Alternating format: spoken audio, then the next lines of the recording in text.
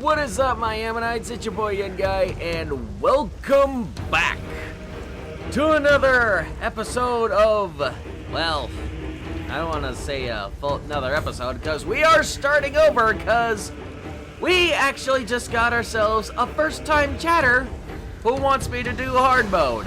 And, well, I mean, I could very well easily go for Titan mode, but I figured I'd do one thing better because apparently I hate myself. So let's go ahead and do Chaos mode instead, and let's go full vengeance. My vengeance ends now. Oh, I have a feeling you'll be getting a lot of vengeance. My brothers, we were forged in victory.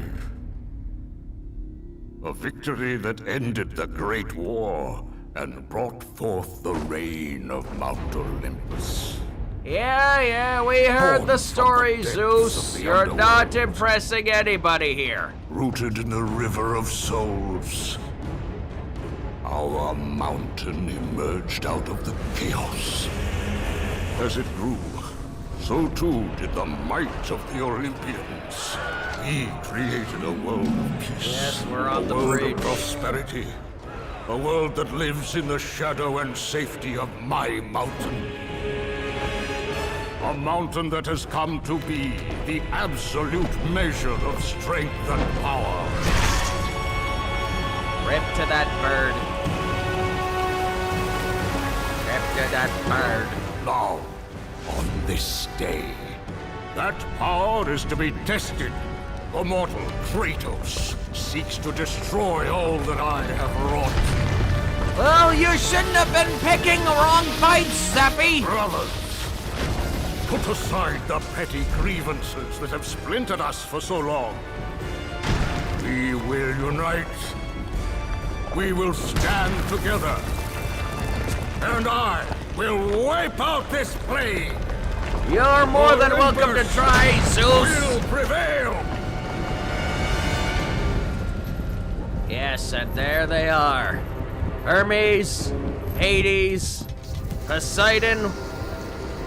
You would think he would be actually holding his trident, but apparently his tentacles are trident-like.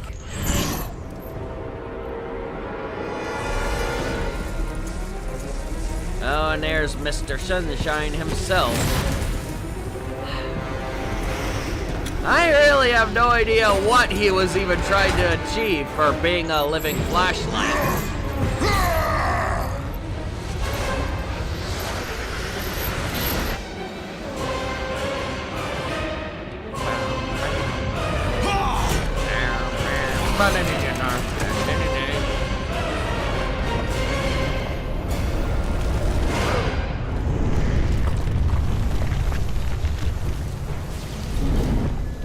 Zeus! Your son has returned. I bring the destruction of Olympus! I'm not gonna lie, TC. That was actually very weak. I have I mean, I'm sure you'll do it in the next game, in the remake. Yeah. Okay.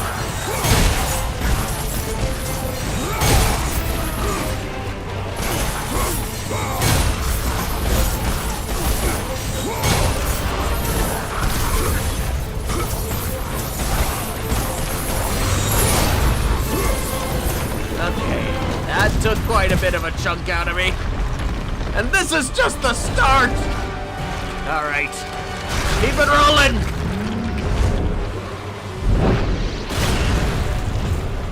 Coral Man, what was that supposed to be? Now the rain's gonna be dropping on ya.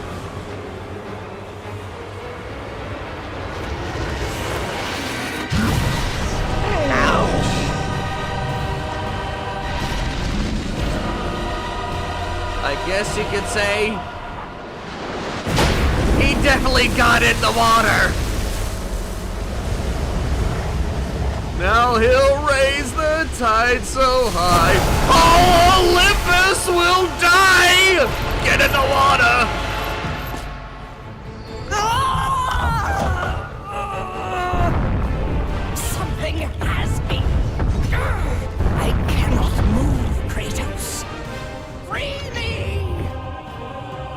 kinda hard to with a... Oh, thanks. All right, here we go again.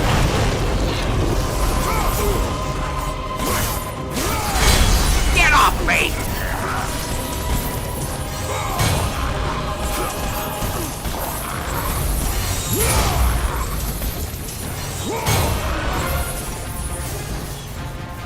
Yeah, that'll be enough of that.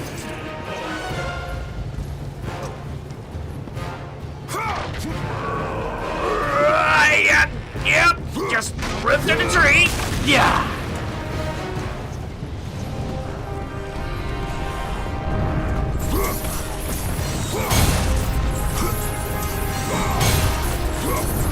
Yeah, eat it. Eat the dirt. It's where you belong, you minority. I think that might have been a little bit uncalled for. Well, you know what? Enough horsing around!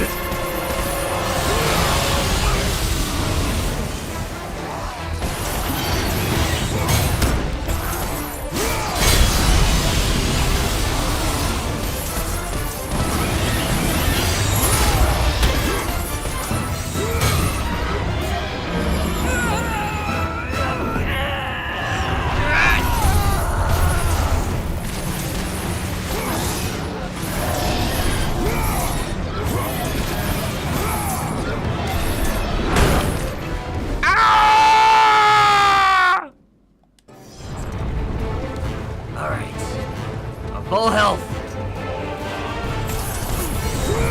Or maybe not. That's damn it.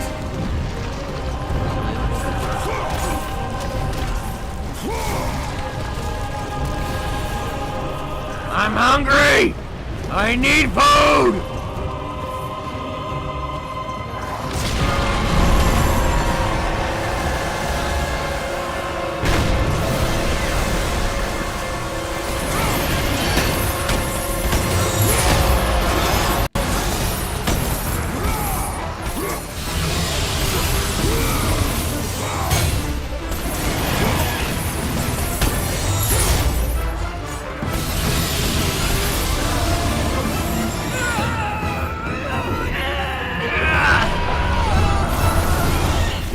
Ruthlessness is mercy upon us.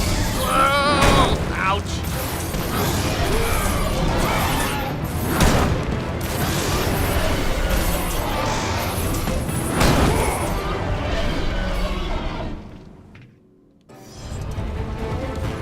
No, I am not giving up.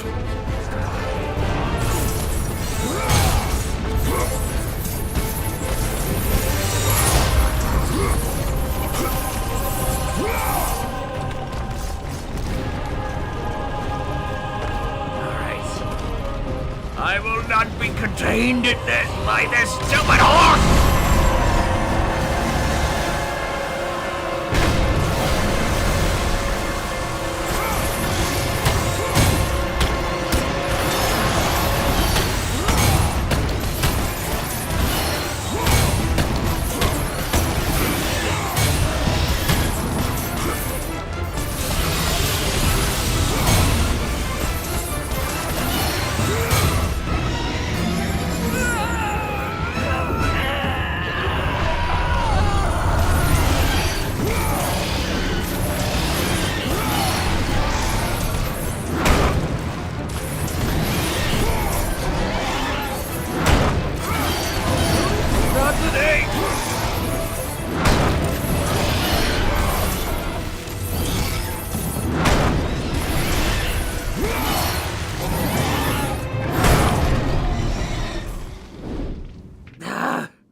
Okay, I am not giving up on this horse!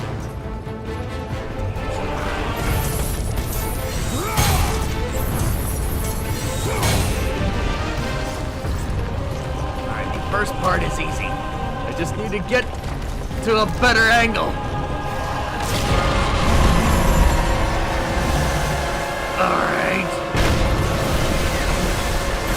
I know you're trying to aura farm, but now is not the time for that! Oh.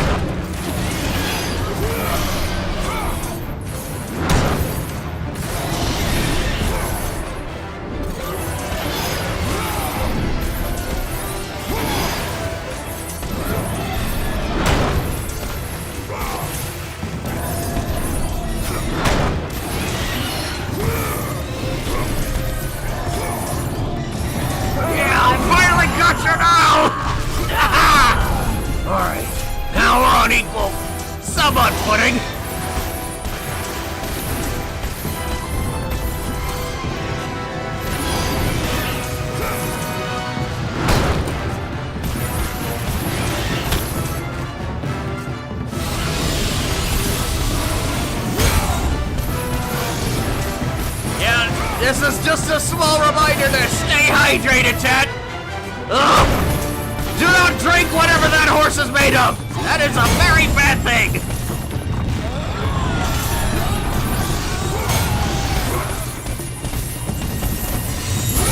Get in the water. Ah, get in the water.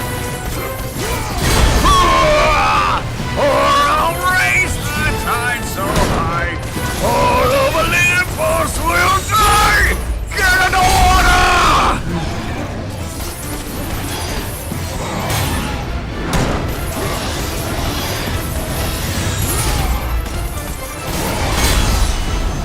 Yeah, I got all the counters today. Yeah. Give me your jaw! Give me your jaw! Ah! Shit! Alright.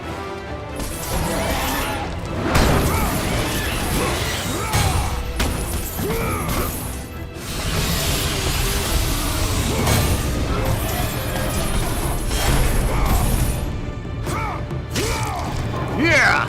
In the leg! In the jaw! Again in the face! Yeah! Yeah! Yeah!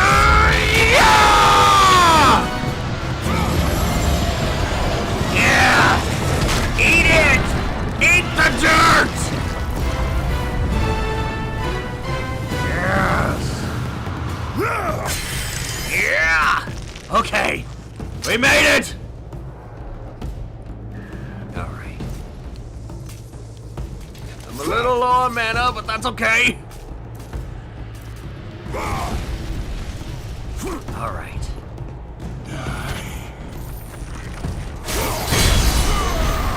I did not mean that for that to happen!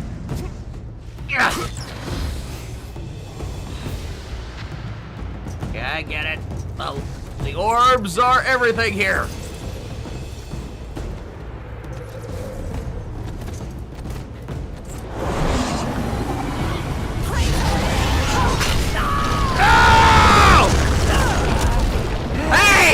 My friend over there is aquaphobic!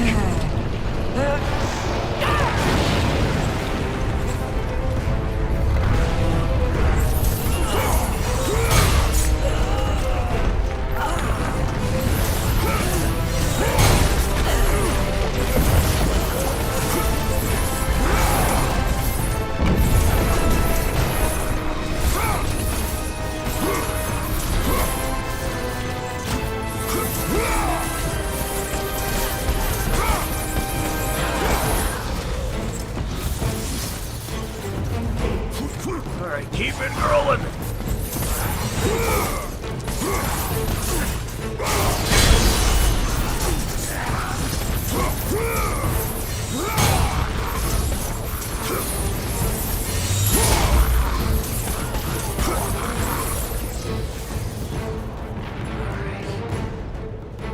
Let's see if we can't get a little bit of health here.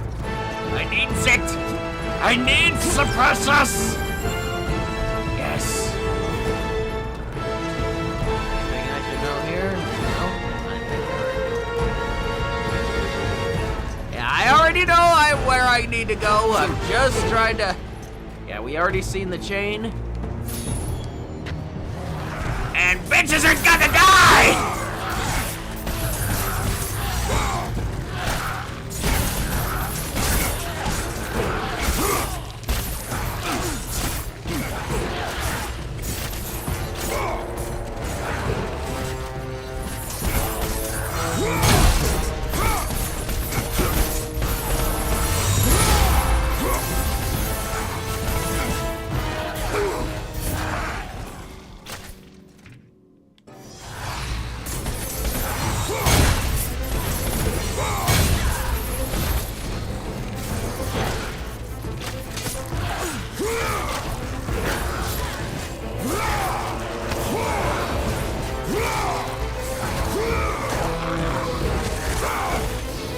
Yeah, that'll be enough of that today.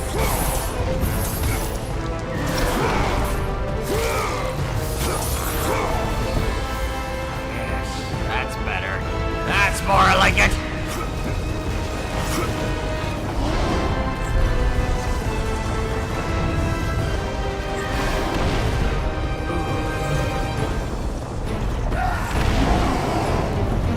volcano, man!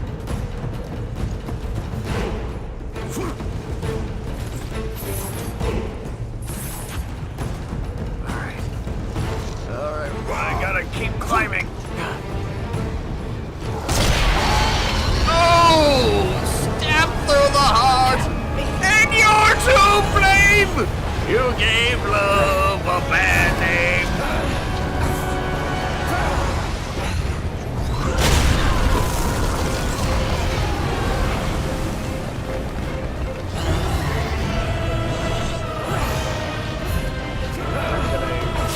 I'm gonna need all this.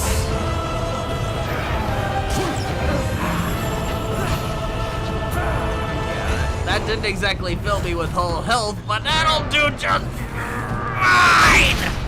Okay. Alright, let's actually have a look here. Oh. Horsing around again. Okay, bring it on! Get off me! Yeah!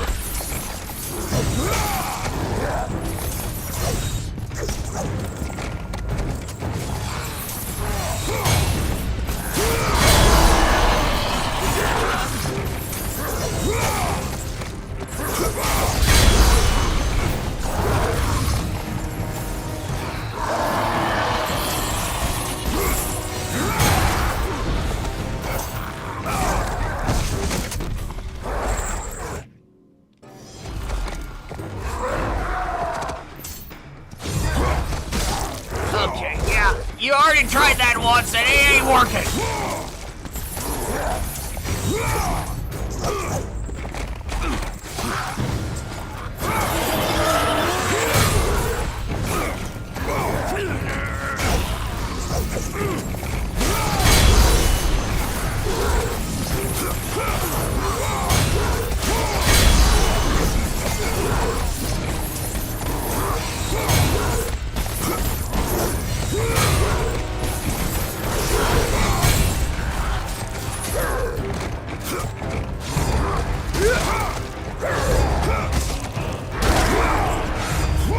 Yeah, enough of this horsing around nonsense! Yeah! It's almost like you were meant to be slaughtered! Ah! You damn boneheads costing me everything!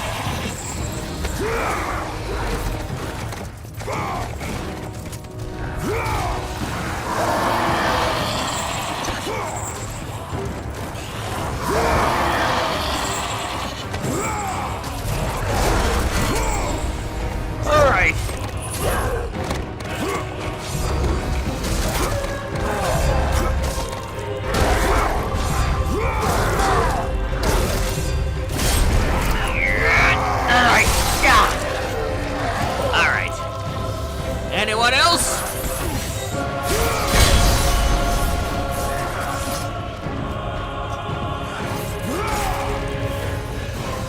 There we go. Gods, that was annoying.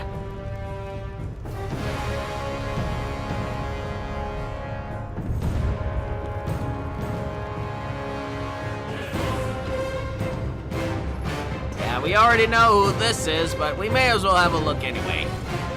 Here lies the remains of Ares, the fallen god of war. He was a brat and died a bitch.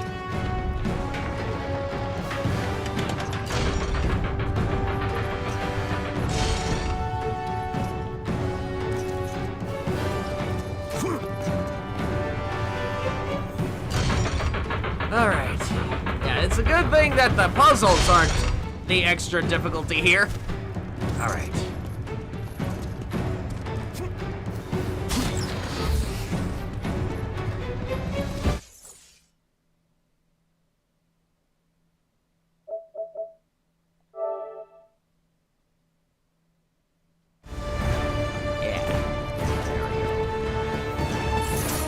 Oh. Oh, of course I'm not in full health. Alright. Hurry, Spartan! I'm on it! Yeah!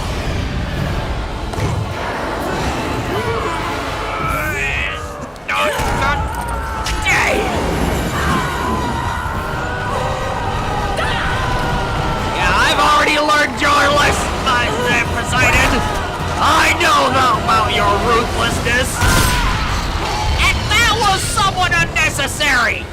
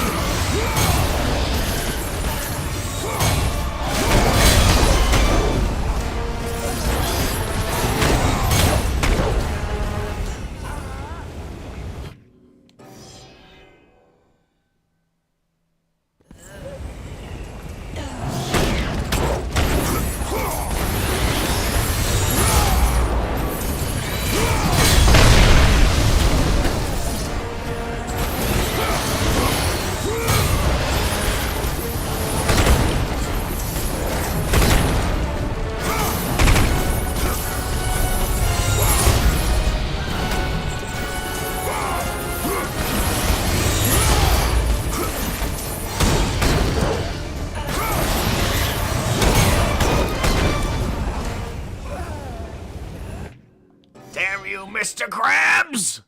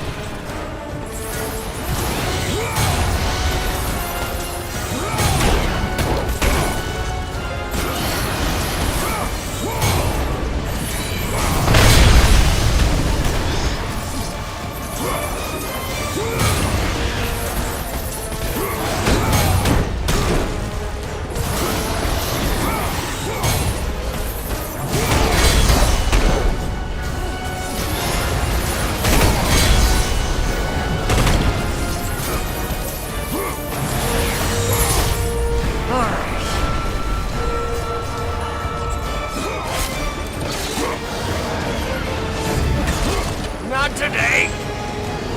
Not today! Here we go. I'm not sniffling!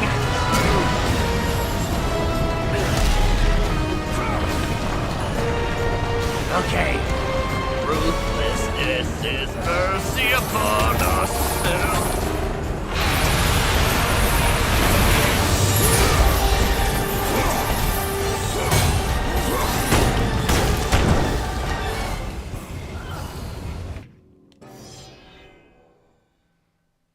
Okay, this is getting...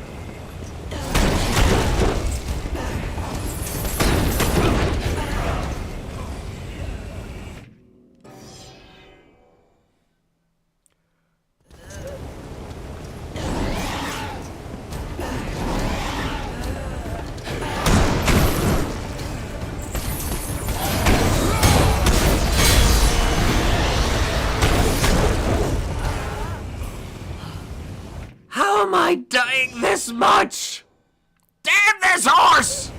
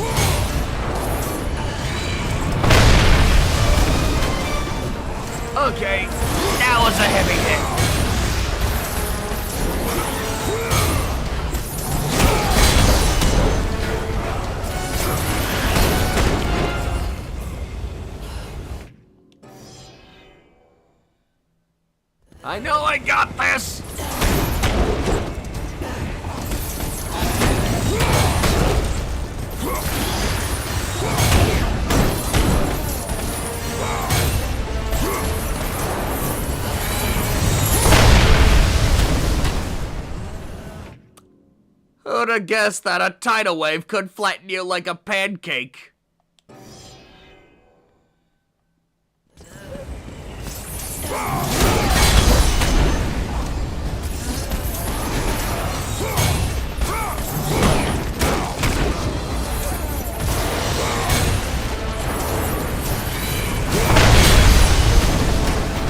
Well, that didn't happen today!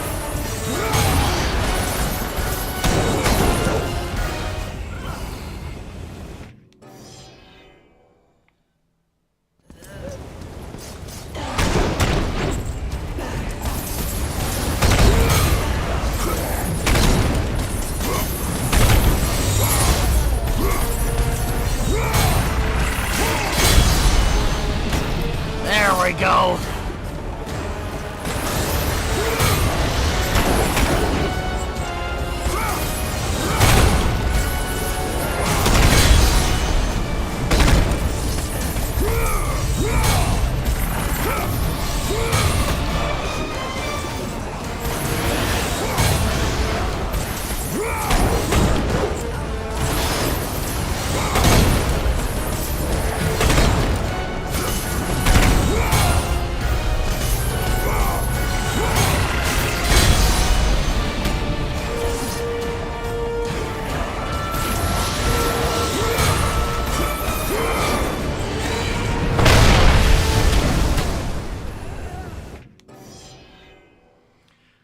Oh, this game is gonna be taunting me so much!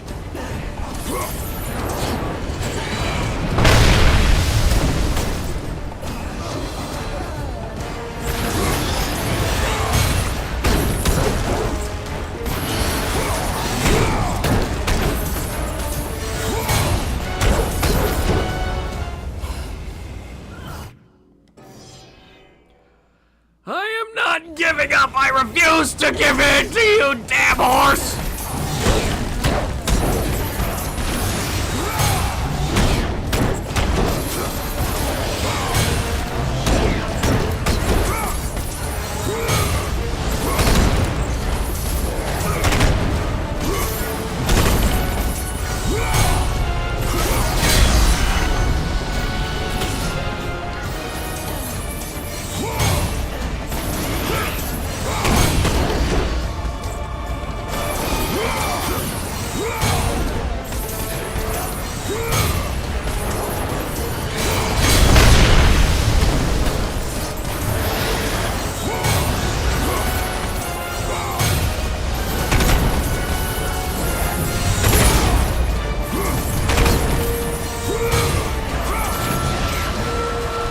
Okay, back into that square one.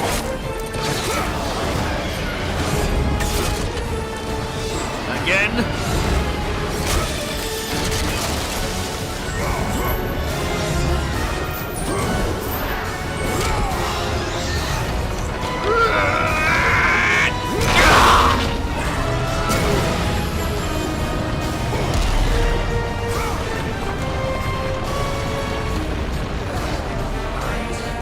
Now I gotta be really careful here.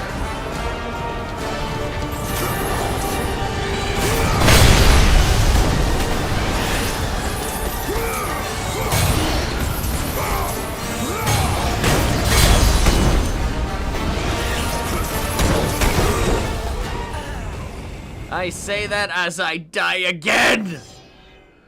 I can't get my ass kicked by a damn crab horse!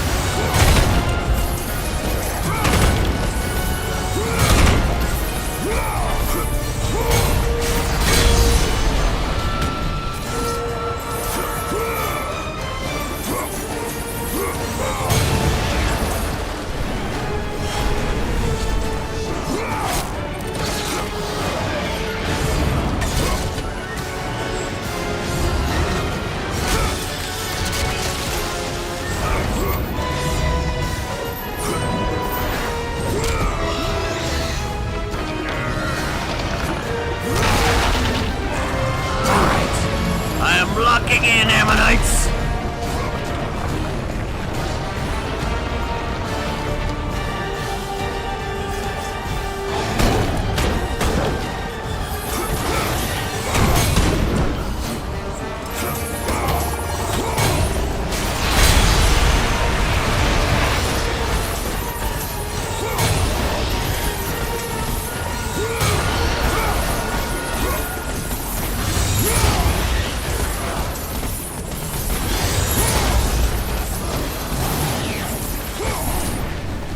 Okay, now I'm starting to think you're just taking pity on me now.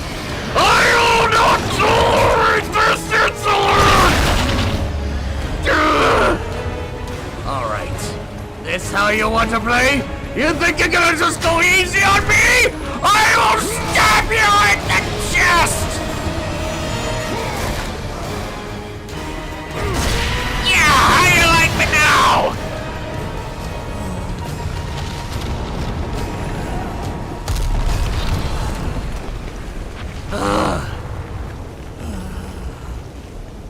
Yeah, just go ahead and rest now. I've had enough of this horse nonsense. And apparently I'm now playing Surgeon. Alright. Just take a nice, easy breath. Don't be too gravelly. Don't breathe too much. I don't want to get crushed or anything like that. Okay. Okay. Yeah, evidently these are where we are at the lungs, by the looks of it. And down we go again. Yep. Is there any secrets I should know about here? Apparently not now. It's okay. Yeah. Hello, Ammonites! Welcome to the stream!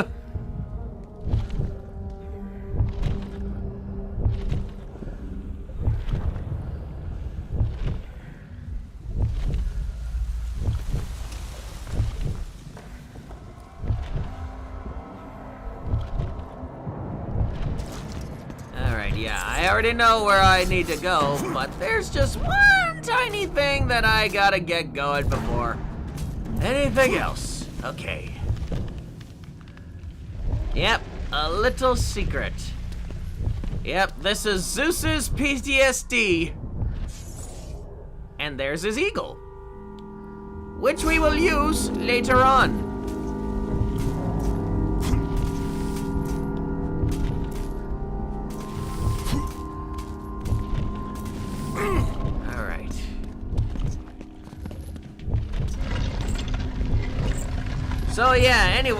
So yeah, talking about this game, yeah, as we all know, it's gonna get a remaster, and they are definitely it has been confirmed by a few sources that apparently they're gonna be doing the God of War Ragnarok system.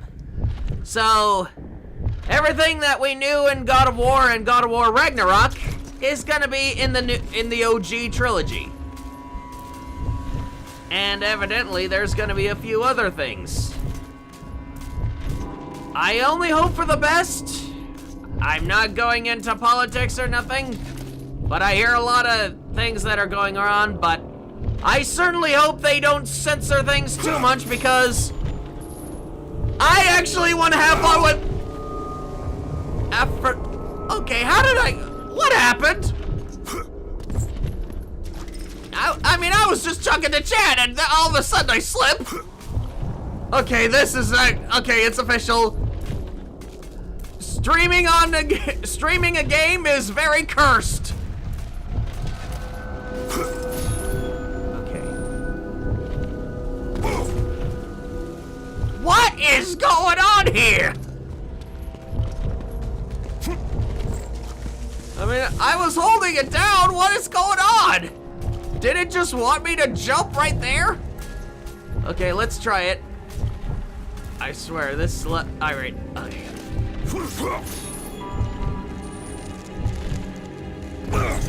What is that? Kratos! I was holding down the button! What are you doing?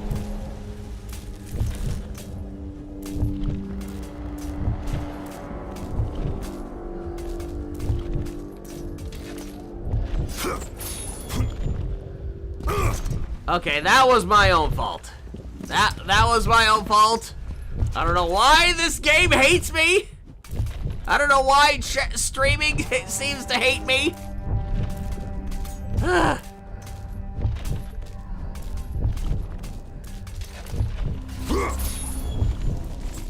Okay, now we got things going now. All right.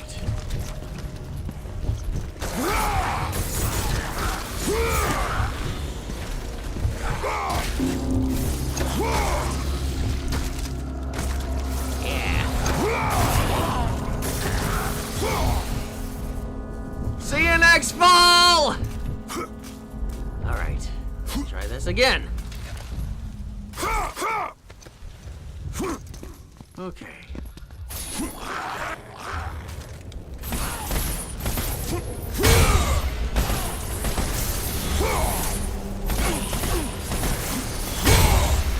Yeah. I'm actually curious what they're gonna do with the climbing sections. I mean, they really gotta consider how the combat's gonna be in this situation. Yeah, cause it's... Yeah. I'm not sure how this is gonna go, but... Yeah, Gaia, you really are a labyrinth of rock, aren't you? Alright, let's just head to the top and finish off my old nemesis.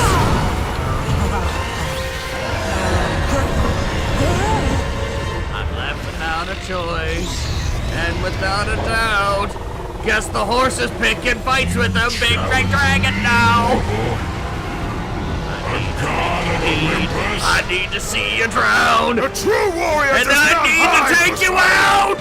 Leave the sea and face me! You have disrespected the gods for the last time, Kratos.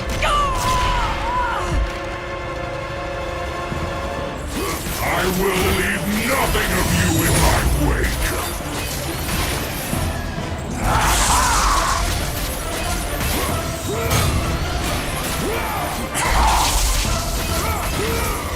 All of Olympus unites against you.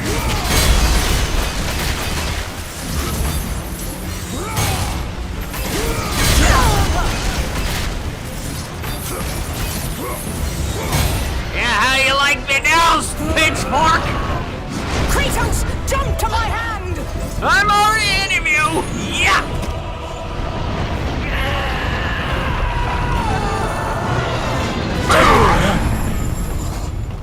For the greatness of Olympus!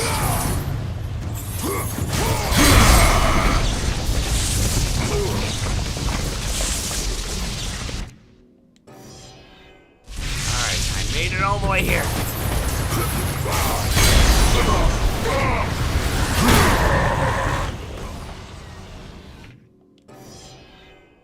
I will not be beat by you! Ah! Why are you only giving me so much, this little bit of health?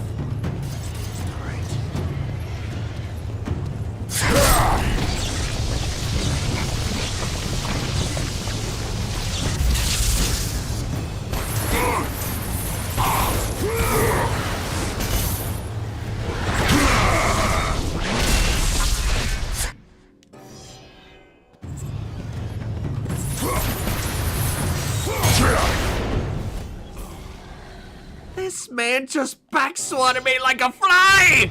This is insolence! I will not tolerate this!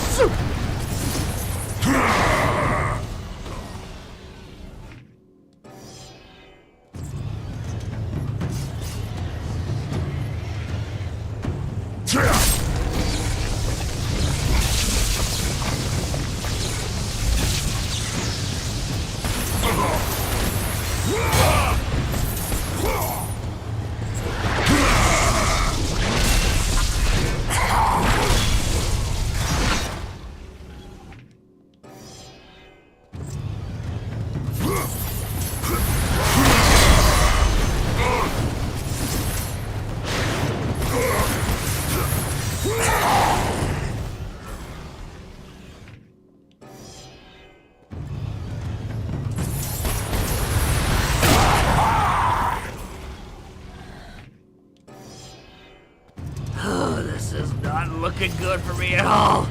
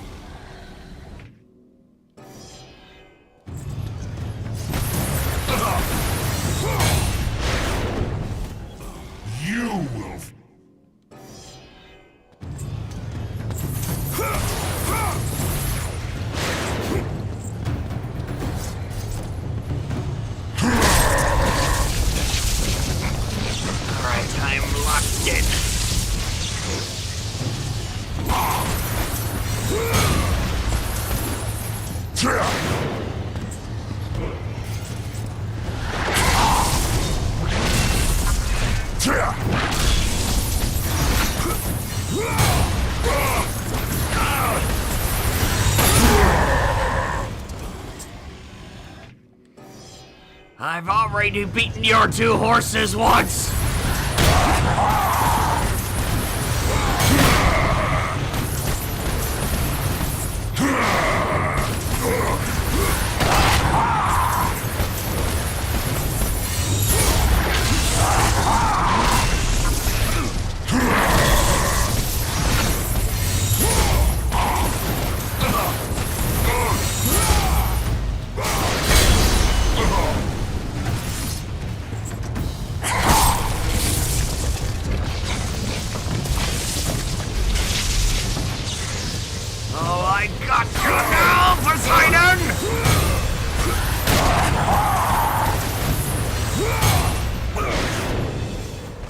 For the glory.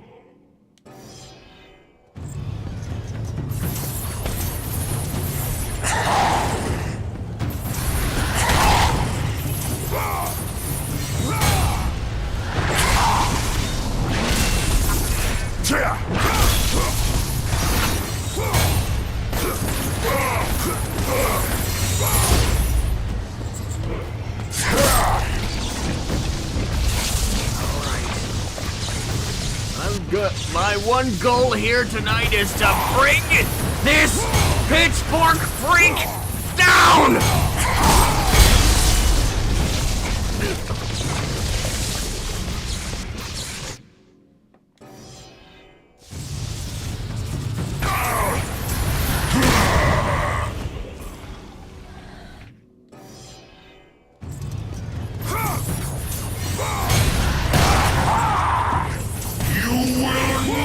Defeat us! Don't count on it, Poseidon! I already came this far, and I am not losing now!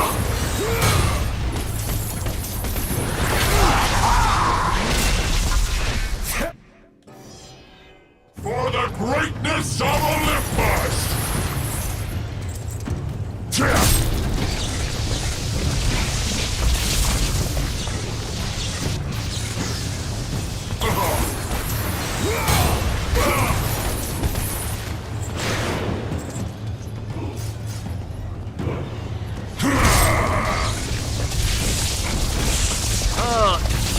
Come to think of it, this is actually Gaia's hand. Are you okay, Gaia? That looks like it really hurts.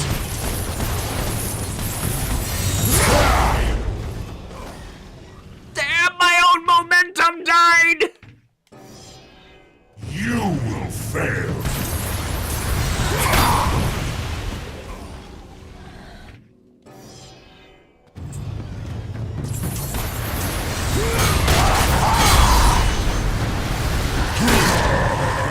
For the glory of...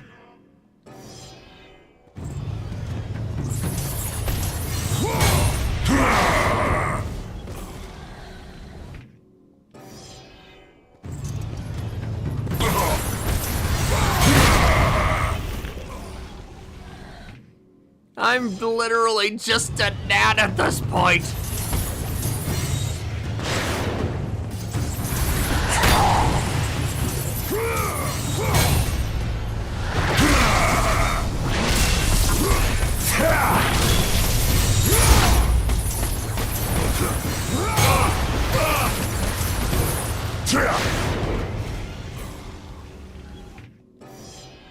You will never defeat us!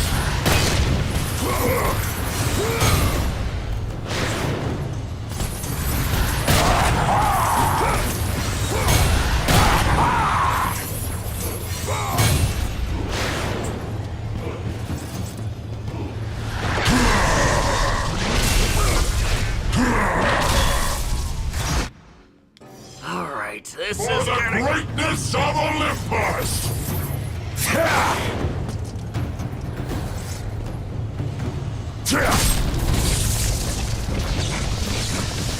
There a little something you wanted to say about Atlantis?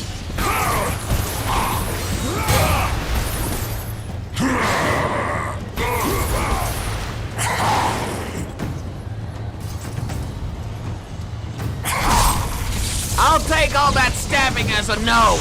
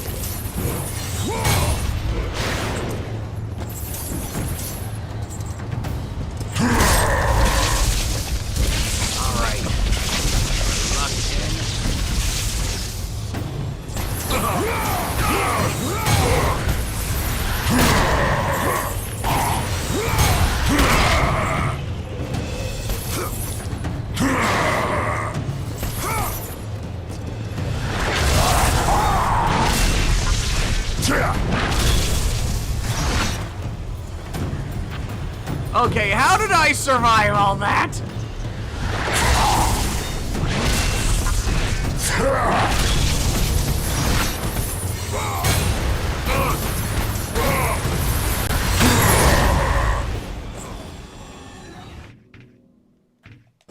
Okay, that was just dumb luck at this point.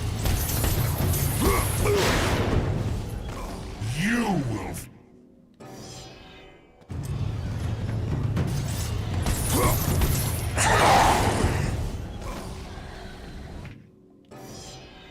For the glory of the gods!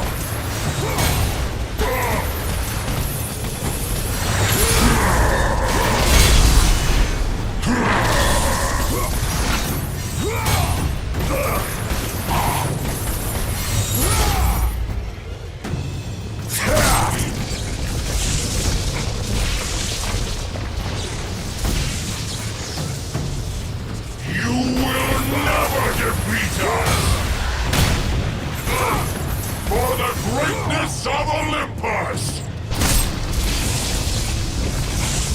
He's gotta be worn down now. Alright, come on!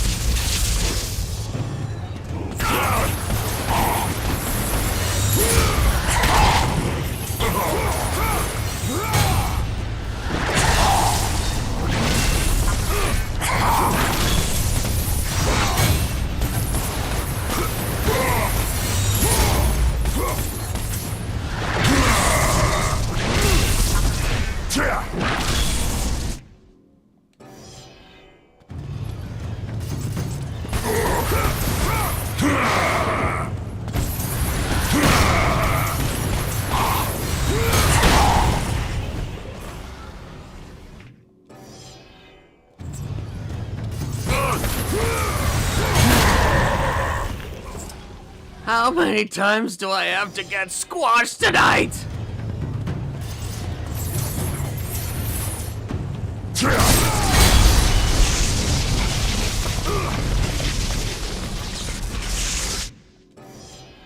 For the glory of the gods!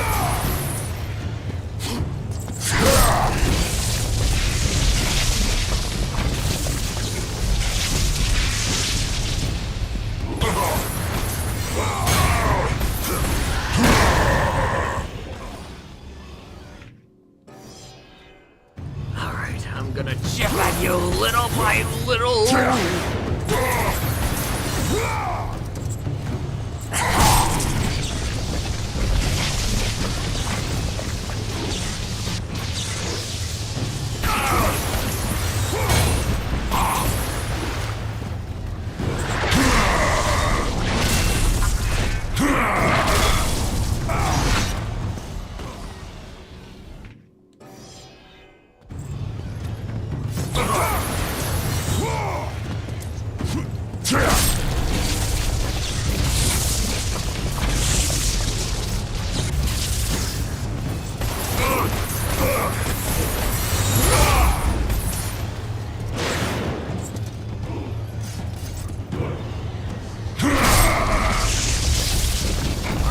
Come on, we're almost there. He's gotta be worn down.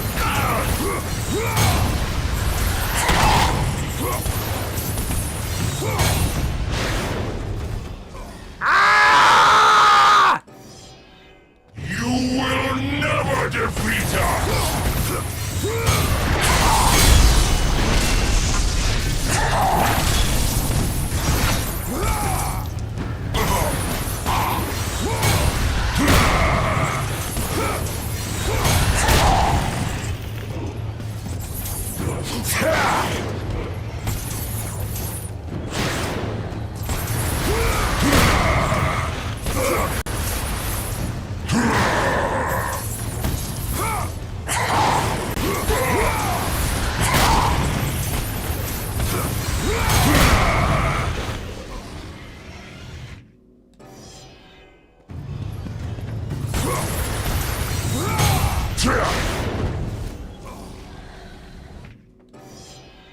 For the greatness of Olympus!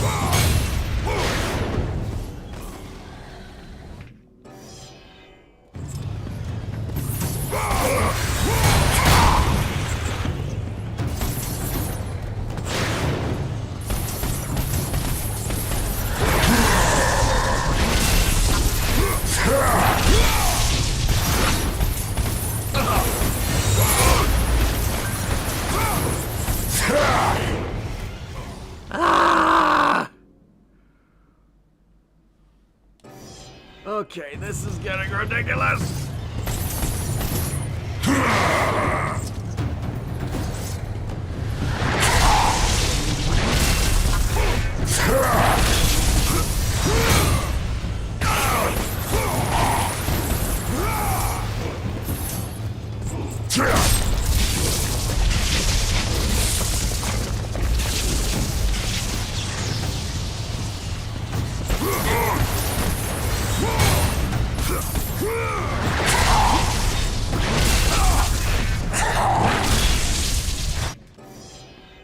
You will fail.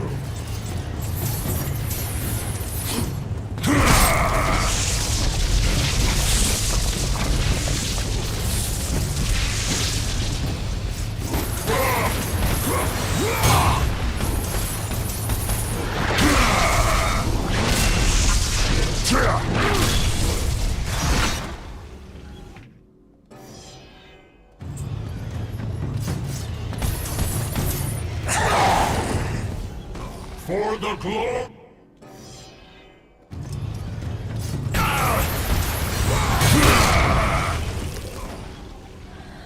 Yeah, this is my one goal. I am not losing to...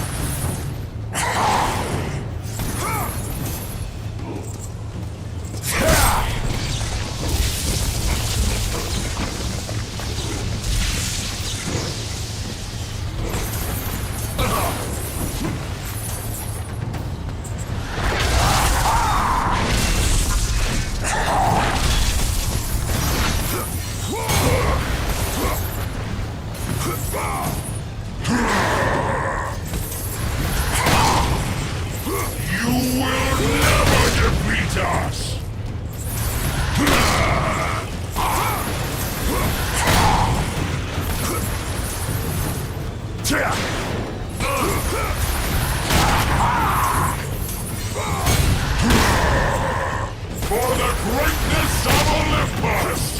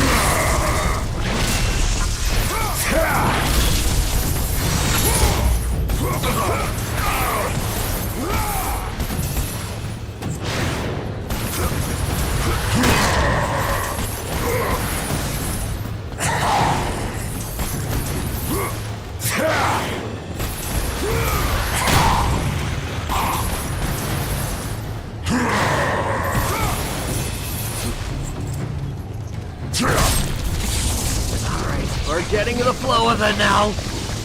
Getting the real flow.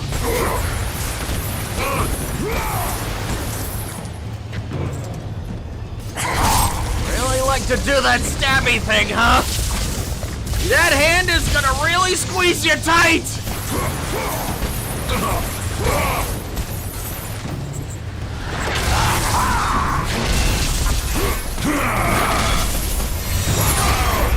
Aha!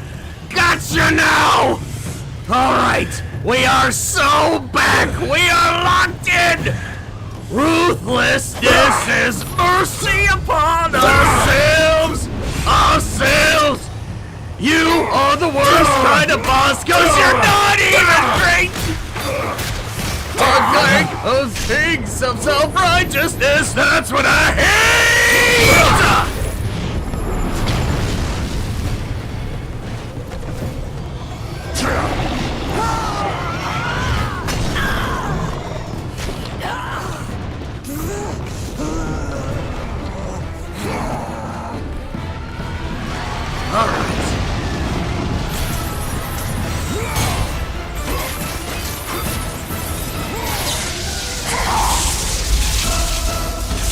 Atlantis will be avenged!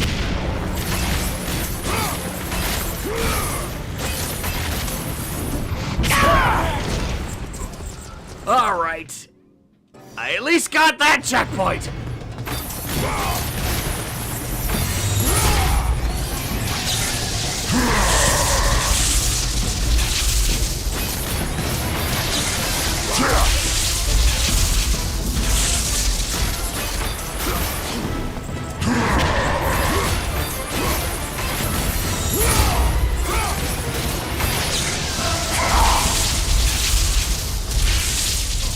Alright.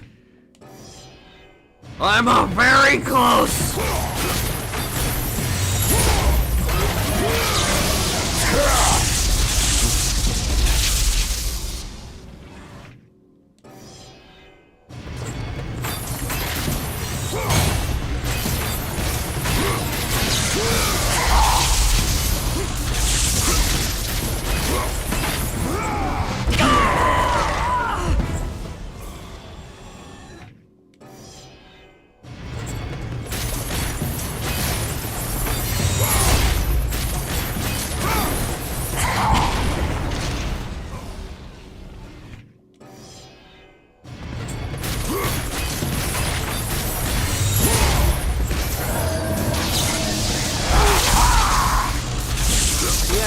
Definitely locked into that. The sea has been unleashed!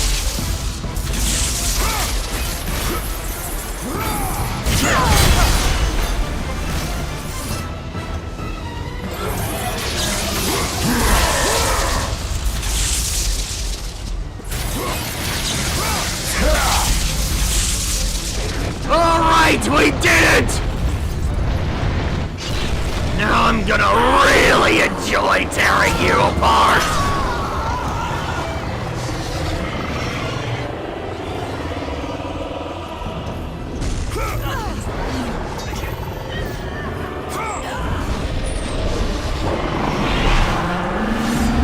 Yeah! Get off my land! And out of my water!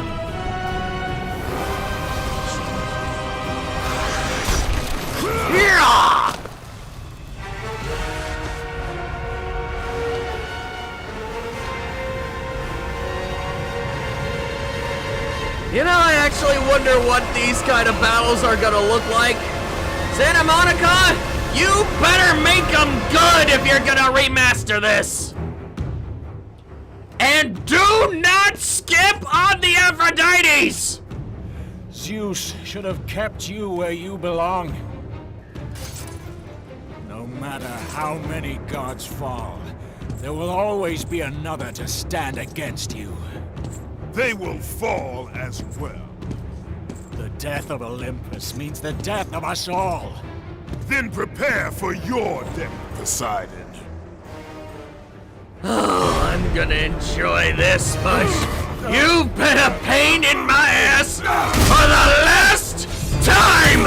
You trident plagiarizing fishman! One fish to another! At least be a proper merman! You're just Jamaican! Your braids are tight! You have no right to call yourself sea god! You are just over-decorated braids! You don't even have fins! No gills! No scales! No nothing! This has gone on long enough! I will be taking that! Cover your eyes!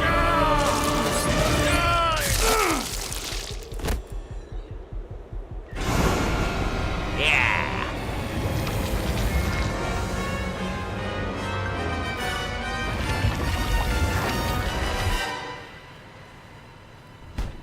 And that is a washout.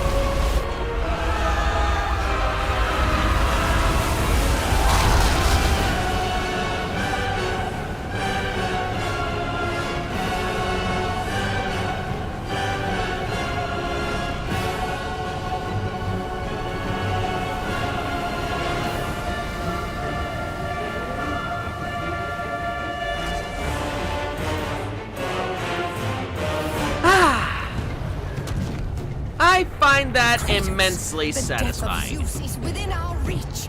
Climb to my hand. Alright. Let me first go ahead and save here real quick. Oh.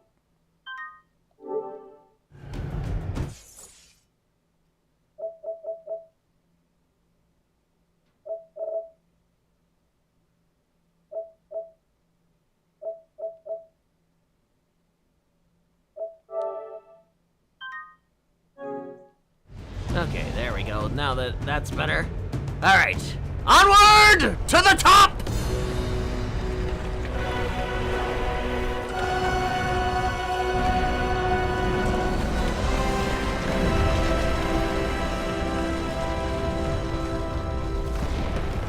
Yeah.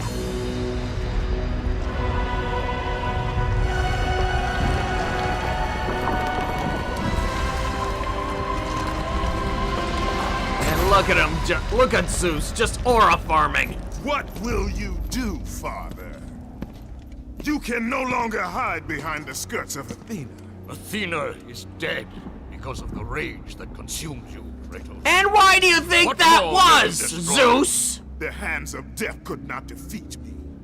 The sisters of fate could not hold me. And you will not see the end of this day. I will have my revenge! Excellent child! I will tolerate your insolence no more! And another question, who's gonna be the cast? I mean, I know CT's gonna be Kratos returning, but who else is gonna be here? I mean, from what are we gonna have original Zeus, or are we gonna have new voice actors for the new cast? Cause I know that's gonna be brutal! They better make it damn good!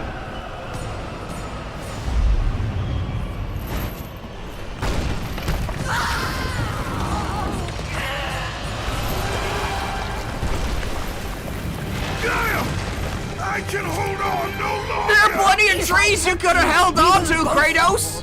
Even now, Zeus gains. The destruction of Zeus is why you saved me from death! I saved you to serve the Titans. Do not deny me my revenge! Listen carefully, Kratos. You were a simple pawn, nothing more. Zeus is no longer your concern. This is our war, not yours. You forgot. You did fucked up, Gaia!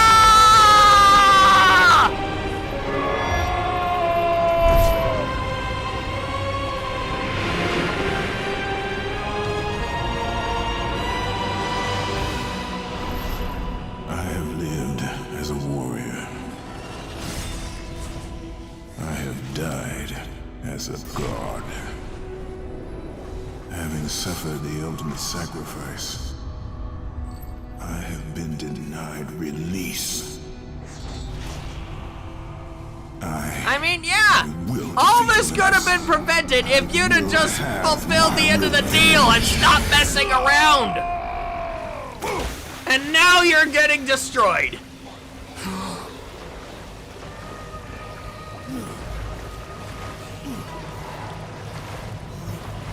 And of course we have to go to the river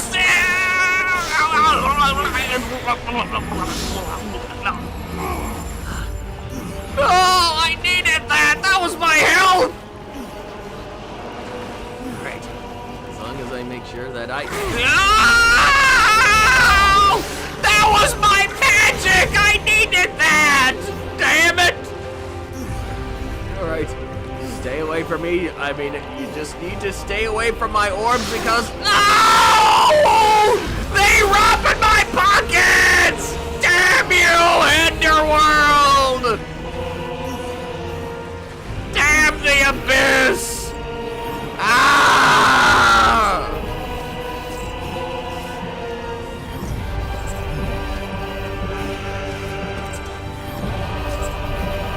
The realm of...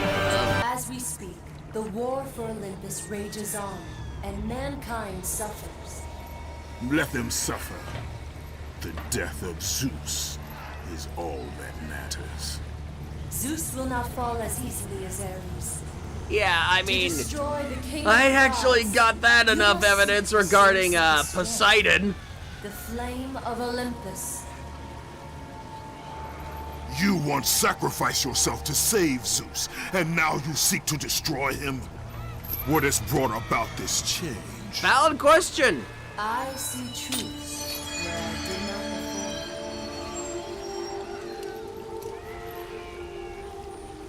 Perhaps these will earn back your trust. Oh, look at my blades. They were rusty. These are the blades of exile. Ooh, shiny.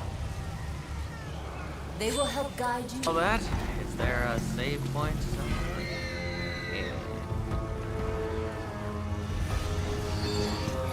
Alright, onward and upward to that save point at least. Yeah.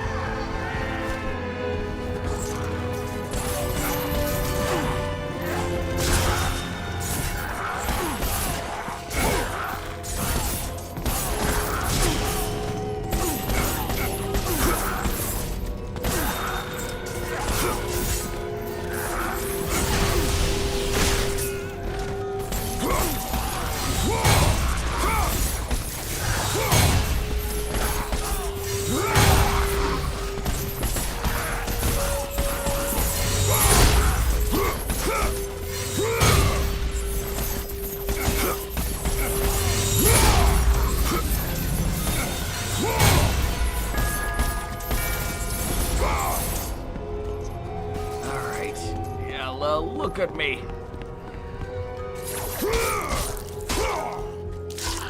Yeah, and this is the part where I definitely need all the upgrades I can get. Yeah. Well, I think this is a good place to end it, and... Well, I am not very good at this sort of gameplay. This is way too high of a thing, and it's very torturous, but, yeah, there's other content that you should be watching, like, I don't know, Monster Hunter Monday, there's some deep sea exploring, and, perhaps a few other things. So if you enjoyed this and you want more stuff like this, and perhaps a few other goodies that are yet to come, please be sure to leave a like, subscribe, all the jazz, to become a very lucky Ammonite today. And as always, my Ammonites, I will see you at the next dive. Yen bye, and good night.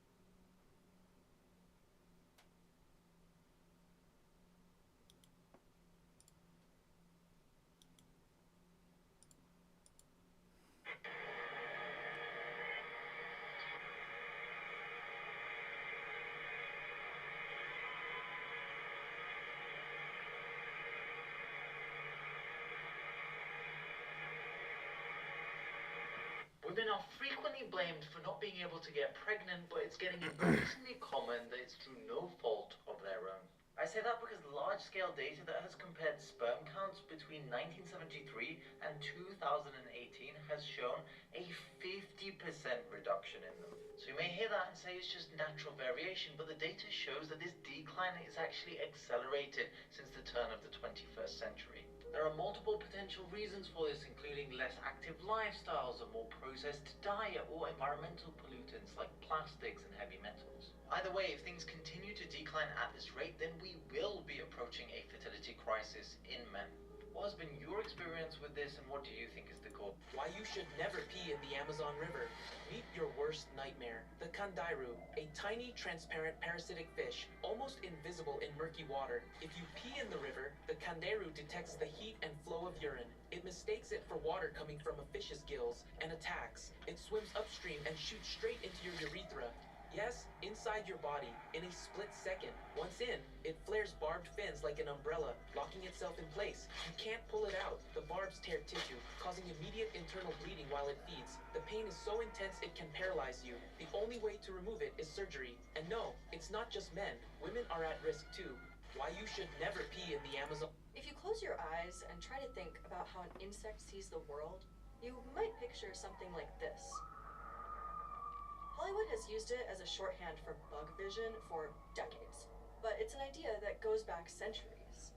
On a stormy day in 1694, Antony van Leeuwenhoek, the father of microbiology, used a magnifying lens to look at a candle through the dissected eye of a dragonfly. But instead of seeing one candle flame, he saw hundreds of tiny flames repeated over and over. But, spoiler alert, this is not how insects see. Hi, I'm Niba, and today we're going to explore how insects really see the world. We'll make our own camera to demonstrate how our eyes work, figure out what's going on inside the insect brain, and try to understand how insects detect motion and experience color. Welcome to Big Ideas, a new show from the team behind Deep Look. While Deep Look zooms in on one small animal, Big Ideas zooms out, answering the big questions about how animals survive. Okay, let's get up close and personal with the compound eye. All adult insects with vision have them, and since insects make up, somewhere around 75 to 80% of all known animal species on Earth, the compound eye has the distinction of being the most common type of eye in the entire animal kingdom. But it's not just insects. Other species have compound eyes too. Some crustaceans, like the mantis shrimp, have them, and so do some segmented worms, like the fanworm, that have their compound eyes positioned on a pair of specialized tentacles. Tentacles that can see. Now, take an even closer look at the insect compound eye. There's a collection of hundreds, sometimes thousands, of individual eye units. One unit is called an ommatidium, which means tiny eye in Greek. Two or more are ommatidia, and each one has its own separate lens. This is different from our eyes. We have two camera eyes, and each eye has only a single lens. Let's break this down even further. Here, light gets focused through this lens onto the back of our eye, the retina, where a bunch of cells called photoreceptors take this light information, turn it into an electrical signal, and send it to our brain to build a picture of the world. We can see how this works with an old-fashioned device called a camera obscura. Early models were big, an actual room or a tent. Light comes in through a tiny hole, which then projects an upside-down image of the outside world onto the wall. It was kind of like having a photograph before cameras existed. Over time, more portable models were invented. We've made our own portable camera obscura, but DIY style, using cardboard, tracing paper, and a glass lens. You can totally make this at home. The lens here is like the lens in our eye, focusing the light onto tracing paper in the back, just like how light hits our retina.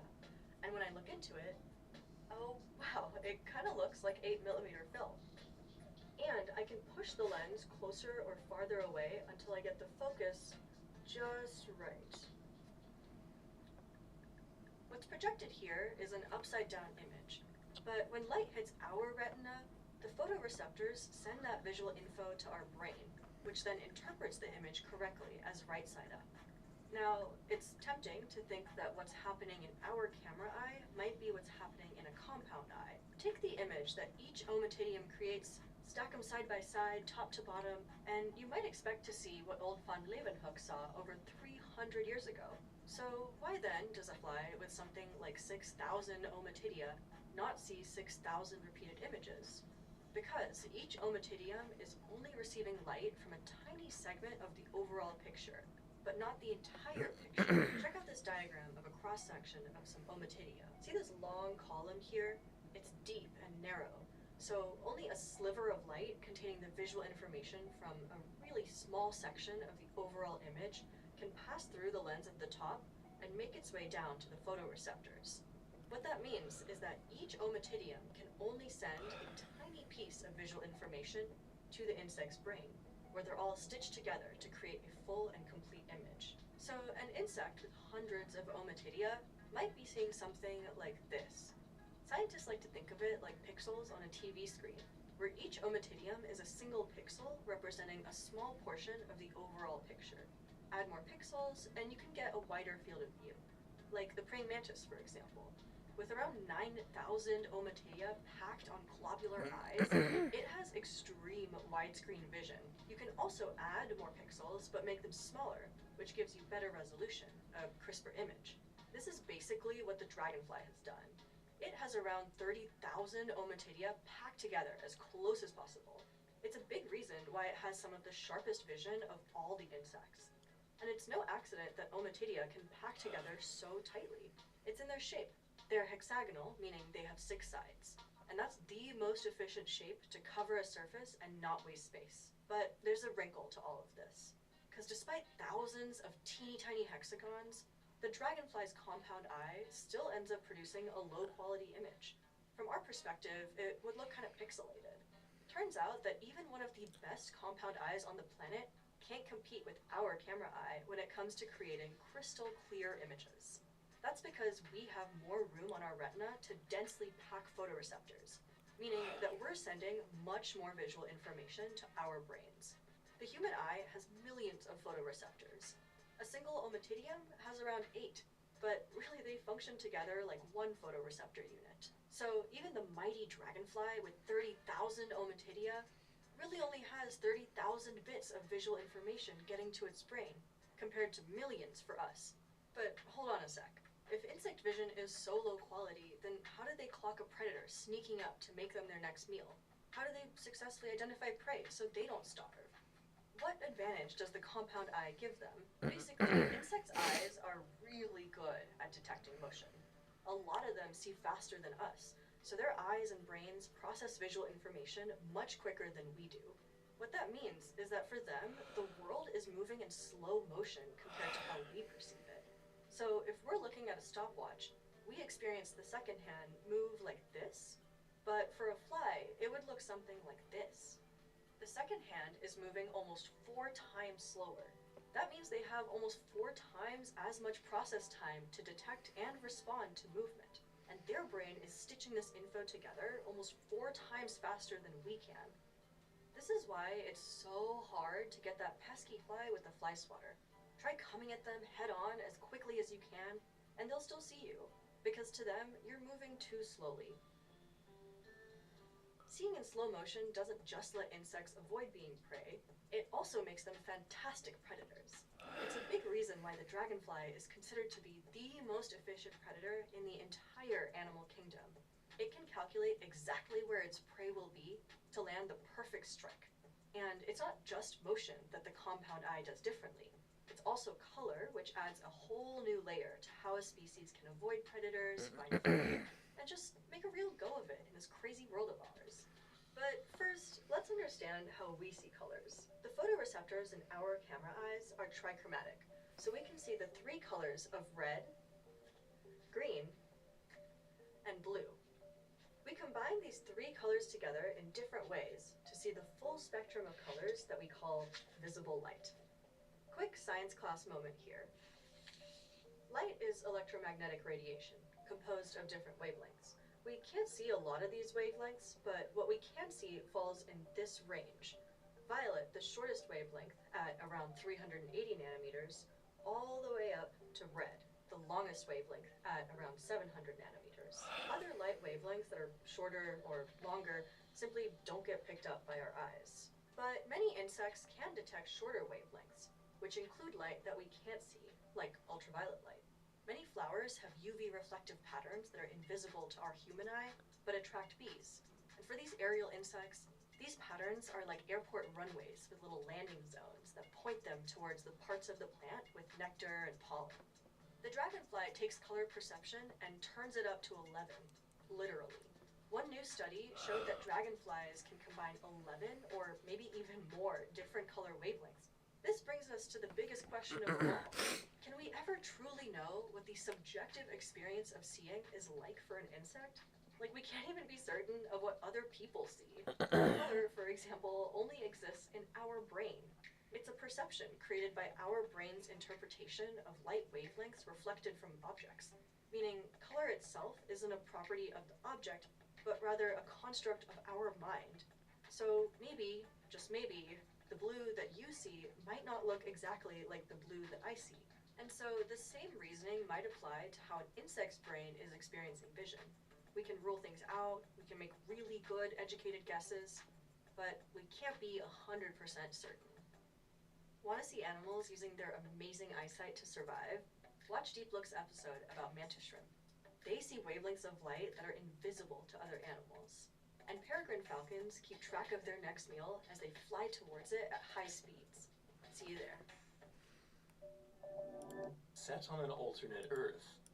Rupert Lowe talking about Asmongold. What's me? That's me! 2615. I have the pleasure of being joined by Rupert Lowe MP, the public response. It's Satan Boston. My favourite was this American commentator called Asmongold. Well, my wife and I had a huge laugh watching him. He was very funny. Brilliant. Damn! Context. I'm not going to tell you comforting lies about the condition of our country. I have only ever been honest with the British people, and I will be straight with you now. What is necessary will be incredibly painful. Restore Britain will not just stop mass immigration. We will reverse it. If that means millions go, then millions go. Oh my God. Common sense. It's common sense. Yeah, this is insane. If you are in this country without our permission, you will be removed. For the foreseeable future, far more people must leave Britain than arrive. Britain is a people, our people, and Restore Britain will never allow that to be erased. They're polling at 10% before it's actually a party. He's just said, this guy's saying everything that I want. As if this is some sort of miracle solution to politics. We put it on hold. Yeah. Wow. But this is the miracle solution. Just do what people actually want done. Do the thing. This is all that we're asking for. And the good thing about what you've done is you have a very strong track record. And this is awesome. So they brought me up. Holy shit. Oh, listen to this. I want to speak directly to you. For too long, young white men in this country have been treated as if your concerns don't matter. That's right. And not only do they not matter, but you deserve them. Your struggles don't count. And You're your not young. identity is something to Not only apologize. that, but you That deserve your love of your country is somehow racist and wrong. You've been told to stay quiet. That's right. To step aside. To accept Yep. being blamed for things you never did. That's right. And problems that you didn't create. Let me be clear. There is nothing wrong with being white. There is nothing wrong with being a man. There is nothing wrong with being straight. You are not the problem. The system is the problem. The cancer of DEI must be eradicated and erased from our society. Keep going. It will get better. But anyway, no, I have seen this a lot, and you have it. Look who it is. We have Crash Out Andy again. I love that the face of the global nationalist movement. Wait, I'm the face of the global nationalist movement? Am I that guy? Hold up, wait a minute. How can you be a global nationalist? Isn't that an oxymoron? And the thing is a dude whose skin is fused to his gaming chair. What you see on these algorithms do not reflect real world values. So many people jealous of you. The thing is that the reason why I think that a lot of people watch and people pay attention to what I'm saying is because they listen to it and they agree with it. I'm nobody. What matters is the message, and the message transcends the individual. And if it does to a large enough extent, then you turn the message into a movement. Because you can have the greatest messenger in the world, but if you've got a shitty message, you're not going to go anywhere. And so that's it. I'm having a hard time taking this off. All right, well, you can put the new later. Okay, all right.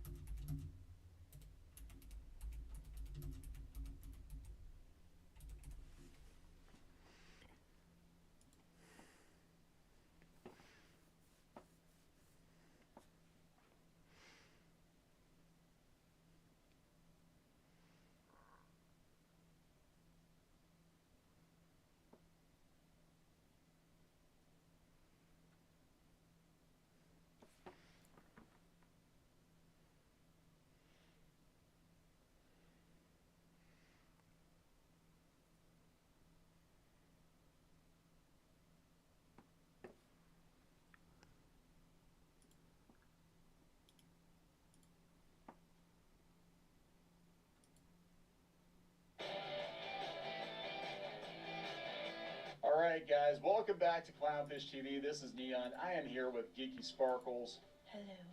And we're going to talk about one of our favorite topics. It's porn. That's one of my favorite topics. Geeky made me do it. She made me do it. We're going to talk about this. This came from Eurogamer. Video games are losing the attention more to gambling, porn, and crypto, according to industry reports. Still? What? So that explains all the ads on X, because I swear to God, every other ad on X is either gambling, porn, or crypto.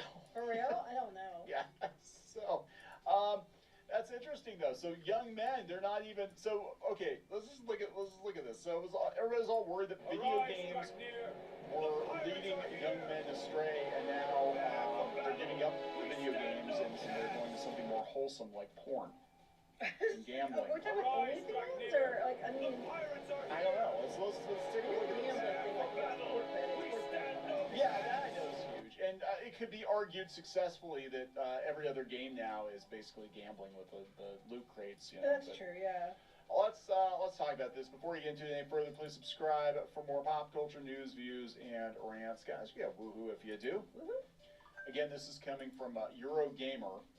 Okay, video games are losing the attention war to gambling, porn, and crypto, according to industry reports. Okay, so new report by Apellion, I don't know, a gaming industry. I think these names, where the hell do they come up with these names? Apellion, a gaming industry advisory company headed by venture capitalist and market guru Matthew Ball has balls. What is it? Are you like 5? You're 12 or something? Yeah. Going on 12. It has broken down the state of the video game industry and has published data indicating the medium is losing the war for people's attention to other ventures, including gambling, crypto, and porn. No, okay, I'm going to stop right there. If we're talking the AAA gaming industry, there's a lot.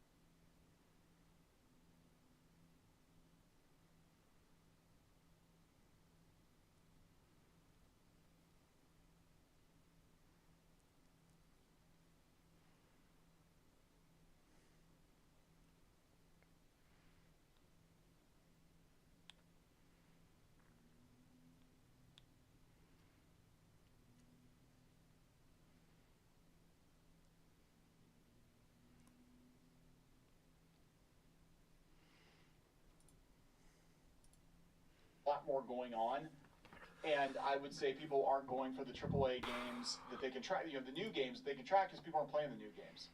They're just not playing the new games. No, you're too busy looking for Triple D. They are Triple X. Yeah, just do more. Do a modern reimagining of Custer's Revenge. Google it. Google it. I'm not going to talk about it here. The report, a lengthy 164-page presentation, which you can read yourself, dedicates a whole section called "Video Games Are Losing the Attention War in the Major Market 8" to the topic. It starts by comparing pre- and post-pandemic consumer spending from 8 major video game markets: USA, Japan, South Korea, UK, Germany, France, Canada, and Italy. Prior to the pandemic, these countries made up over 60% of total spending on video games. Post-pandemic, almost all these regions have seen a drop in gaming population. In the US, 2.5 to 4 points worth of players stopped playing video games. Maybe because the games suck. Yeah, I think this is more about the fact that the games have not been great. That it has. A lot of people are still playing games. They're just playing old games they're going back to like old systems that aren't online all the time and stuff too. Right. You're not tracking that. Right. That.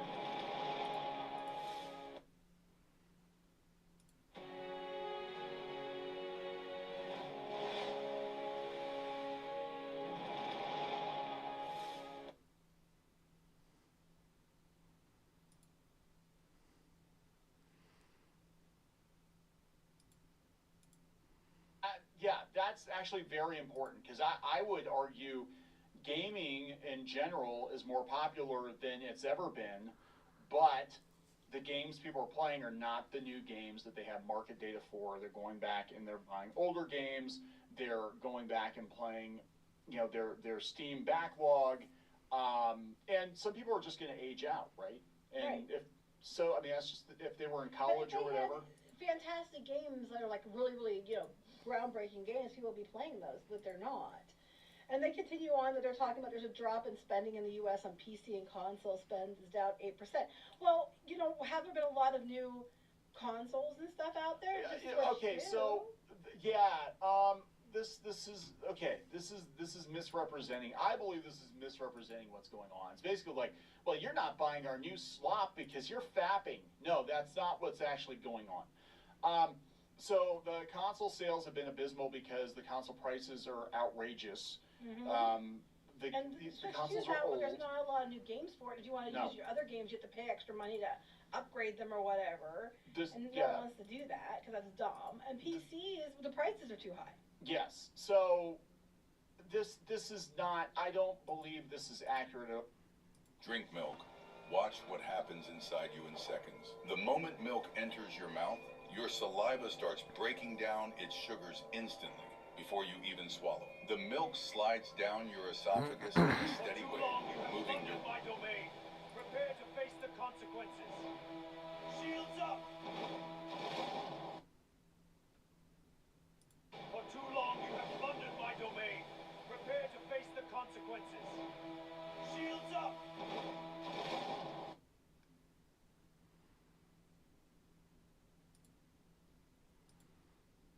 Directly toward your stomach with surprising speed. As soon as the milk reaches your stomach, strong acids and enzymes react with its proteins, starting a powerful chemical transformation. Inside the stomach, the milk thickens and turns into smooth, creamy chyme, the perfect form for nutrient extraction. Calcium, vitamin D, healthy fats, and protein begin releasing from the chyme, ready for your body to absorb.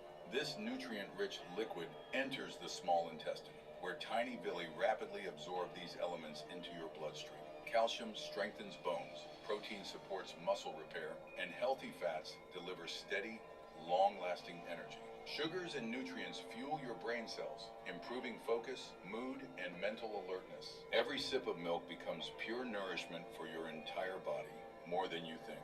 Drink milk.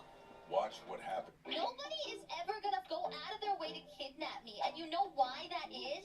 I would be so deliberately annoying and loud and just irritating as fuck.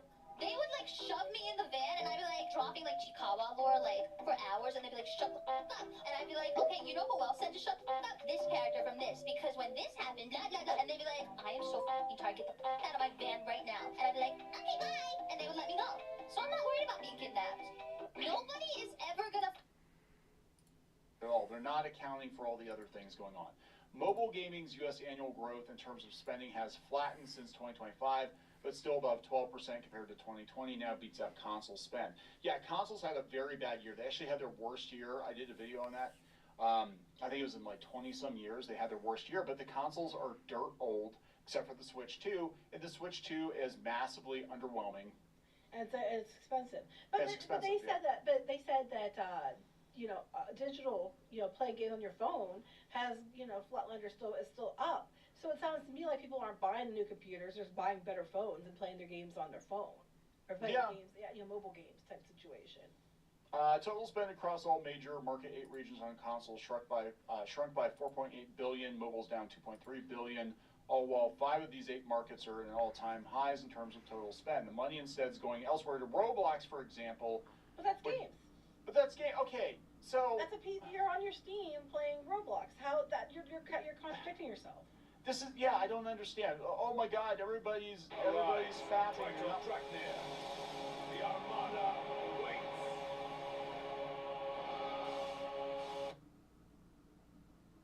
Arise, Triton track near. The Armada awaits.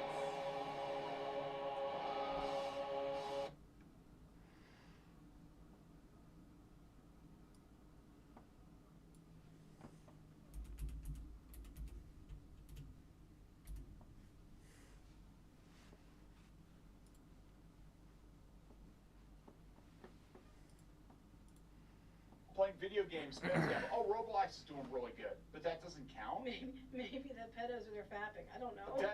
Yeah, right. These things might be related. You might want to call up Chris Hansen, get him on this again. Just be like, hey, look into this. This is stupid. It's not down. You're just stretching. You're really reaching around there. Take that as you will. That's a lot of dire sounding figures. Why is this happening? Where is all the money going? Well, chapter 4 of the report links this drop to other mediums garnering people's attention. These are social video creator pornography, AI assistants, crypto and meme coins, prediction markets, online sports betting, and iGaming and iCasinos. Well, I do believe that the sports betting and the gaming casinos are up because you see ads for those everywhere, and everybody, you even get celebs promoting those. Same with like some of the mobile games, you keep seeing them, being promoted. We know that the creator pornography, because we know that OnlyFans has been increasing, and everybody's on AI anyway, So as far as the casinos go, I gotta tell you, and we talked about this, we already shut the place down, so I don't really care. We did have an esports center and a retro arcade in the western Pennsylvania, Pittsburgh area, right? We did for about 5 years. Shut down recently. We had the unfortunate luck of running into the gambling situation here in Pennsylvania, which is just ridiculous. They've got iCasinos all over the damn place. They keep calling them gaming centers. Video games. We got video games at the truck stop. They're not gaming. They're slot video. They're digital slot machines. It's not the same thing. They're all over the damn place. I swear to God, there are, like, if there's an empty storefront in a western PA town, it's going to be filled up with these gambling machines within a couple of months, right? They tried to put them in our place. I refused. They will fall. Incoming. Rising. Fire the cannons. Destroy it. They will fall. Incoming.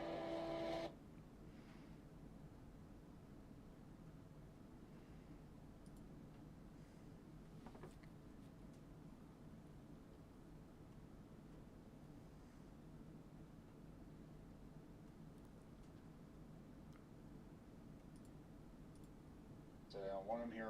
We got kids in here. That's not what we do. But people still came in looking for these slot machines.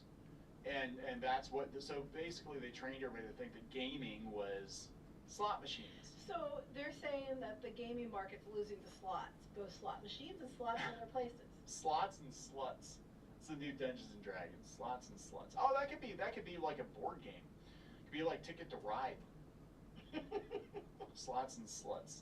In the U.S., consumption of TikTok is up 39 million hours a day compared to pre-COVID figures. Oh, yeah. So that that's always been. Okay, so this is kind of a flaw in their data too. Is that they're taking pre-COVID. Nothing has been the same since COVID.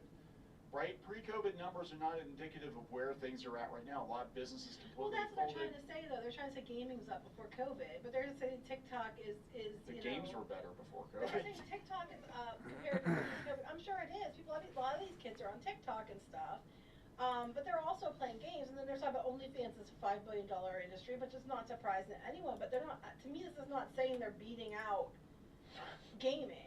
They're just beating off. Yeah, they're beating off. They're beating off, not beating Hey, off. I did a video the other day talking about a new game coming out where you get to play as a sperm. It's called I saw that. I was like, why? That is the most man game ever. Well, maybe they have the data and they're like, you know what? We're going to cash in on this, and there's probably slots in the game too. I'm sure there probably are slots in the game. I was just like, why? That's but tutorial I am not the target demographic for that one. Well, you might be the target demographic. I'm the target. It's not the target demographic. Anyway, while the first boom happened during the pandemic video game boom, the second rise in popularity of crypto has been popular among. That's writing in it. Okay, I'm gonna tell you what's going on right here with the Eurogamer. Sorry. No, he's trying too hard to not sound like AI. That it's gibberish. Well, okay, so basically he's trying to say that crypto was down and now it's back up again. And you can probably thank TikTok for that. Just saying. Yes. During the 2025 period, AI apps that allow for roleplay, erotica, and art have soared. Well, yeah, because they didn't exist before the pandemic. They didn't exist. But they weren't like to the level they are. Not to the level they are now. now. There also were a bunch of games like that too, and I think you're probably these AI apps. If you're looking, a lot of them are probably a game, which you're trying to claim that people aren't playing. So we're talking about iGaming, which includes online casinos, yet another avenue from gambling, which report raises an alternative path of gamers' money. iGaming is twice the size of the mobile casino game category. I know that even on streaming, every other freaking commercials for like FanDuel casinos, or what's the one where they have the really cringy music, like she's sitting on the crapper and she's betting all her money. I don't know. I forget what it is, but it's like. And somebody's gonna chime in the comments and be like, I know that one. They have that Thrillionaires too. Thrillionaires. Anyway, the online things. But they're saying here, if you keep reading. Hey, this is Josh, and here are the most insane facts about the Epstein files that nobody talks about. Number 50. The word cannibal appears 52 times in the Epstein files, with 6 mentions of cannibalism. One email from a redacted sender sparked online rumors. It references a restaurant called Cannibal and repeatedly mentions jerky, which some claim was a code word. Other files, however, contain far more explicit accusations about Epstein's activities. Number 49. One of the files implies that Epstein and his associates may have been involved in some kind of ritualistic sacrifice. The file in question revolves around an alleged interview between FBI officials and an anonymous man in 2019. The man claimed that he witnessed acts of sacrifice on board a yacht belonging to Epstein back in 2000. Although he provided no evidence, this remains one of the most deeply disturbing stories linked to the infamous sex trafficker.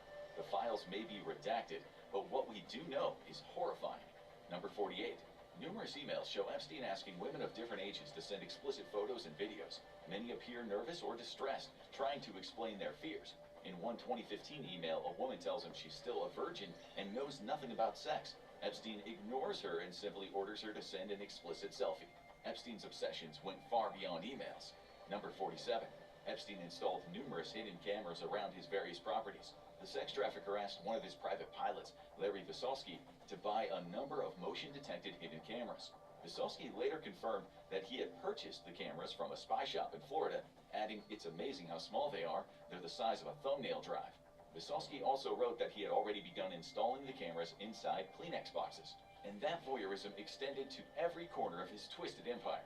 Number 46. Epstein may have used the hidden cameras to capture compromising videos of high-profile figures. Around the same time he was installing them, he received an email saying, "Remember what we spoke about? If you want to put cameras in the house, it'll have to be very discreetly done. The Russians may come in handy." Many believe Epstein was secretly filming guests and possibly sending the footage to Russian intelligence to blackmail politicians and businessmen worldwide. And this was just the beginning. Number 45. Many of Epstein's emails remain mysterious due to redactions. One sent just a day after Donald Trump won the 2016 election states, "Dear Jeffrey, you are so intelligent and powerful men. Please tell me what is going to happen with Europe and Eastern Europe." Epstein issues a curt response, "It's okay." Even Hollywood's elite were caught in Epstein's disturbing web. Number 44. A so-called Oscar guru joked about giving Epstein a baby from Africa.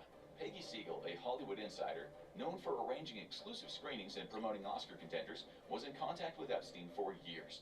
In one 2009 email exchange while she was visiting Kenya, Siegel offers to bring a little baby back for you, or two, boys or girls.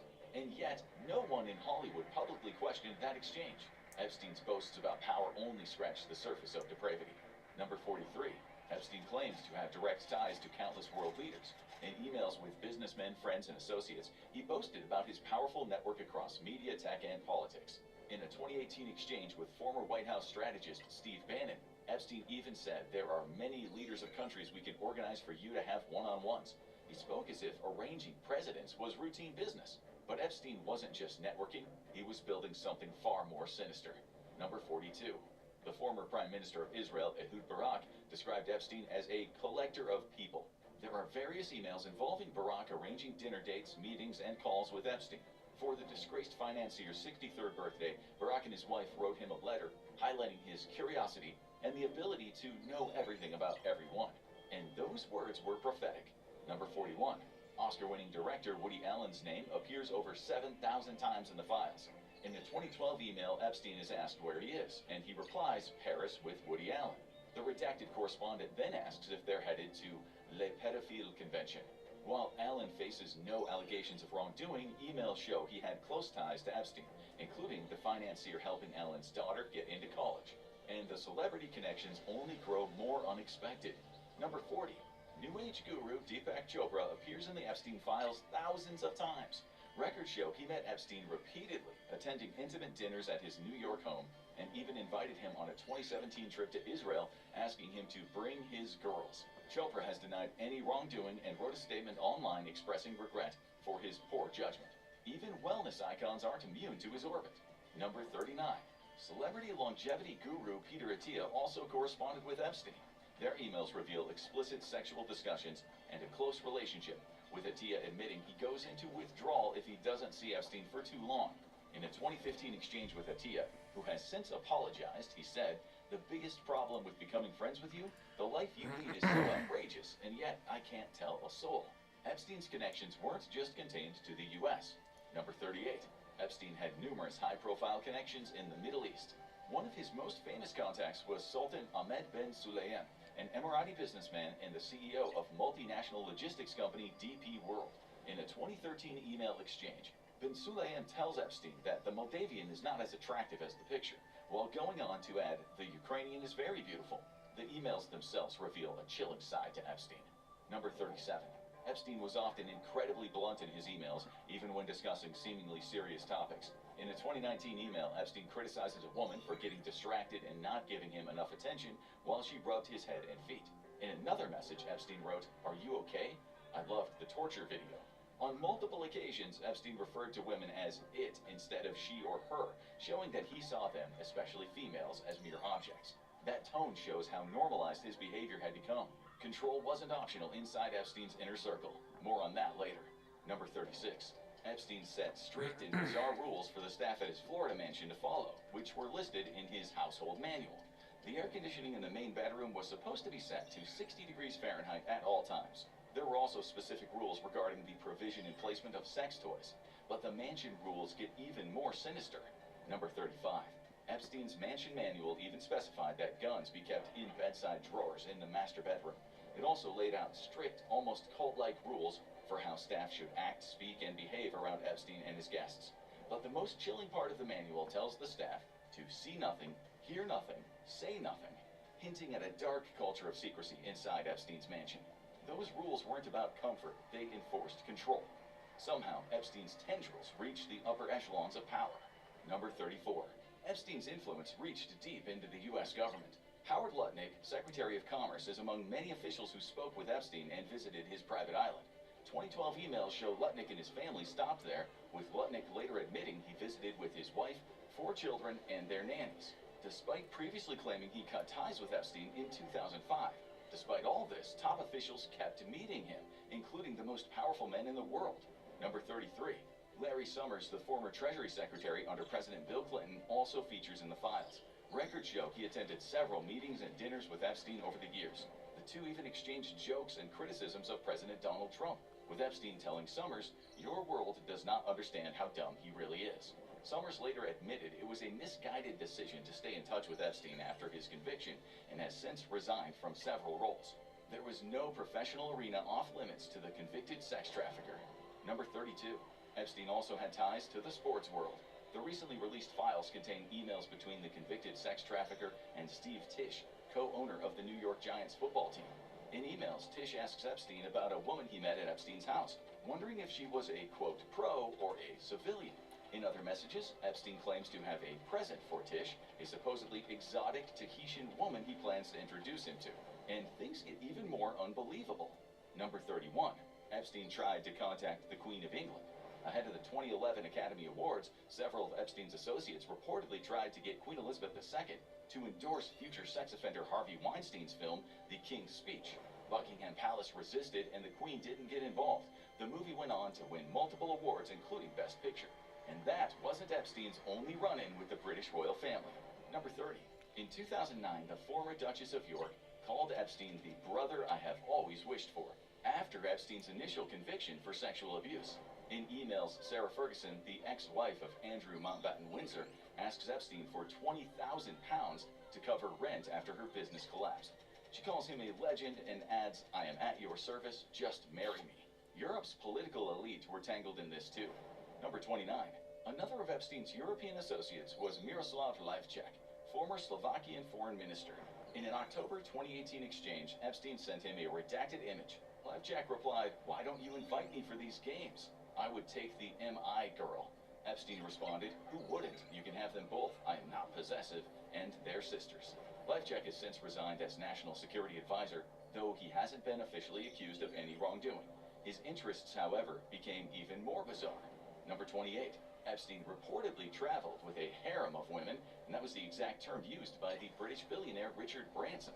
In a 2013 email, Epstein thanked Branson for his hospitality and PR advice. Branson replied, "It was really nice to see Epstein, and that he'd love to meet again, as long as you bring your harem."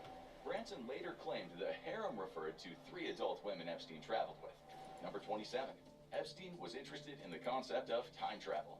In 2011, Epstein discussed exploring the biological consequences of time travel with Harvard professor Martin Nowak.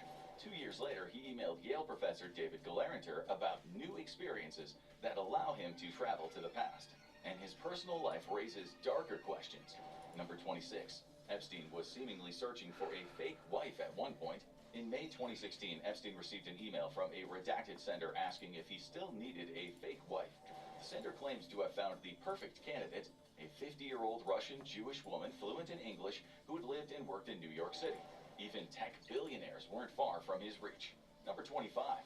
Elon Musk exchanged emails with Epstein and his associates on a number of occasions between 2012 and 2013. In one message, the tech boss seemed eager to visit Epstein's private island, asking, "What day/night will be the wildest party on your island?" It appears Musk never went as plans fell through. He later defended himself on X, claiming he declined repeated invitations to visit.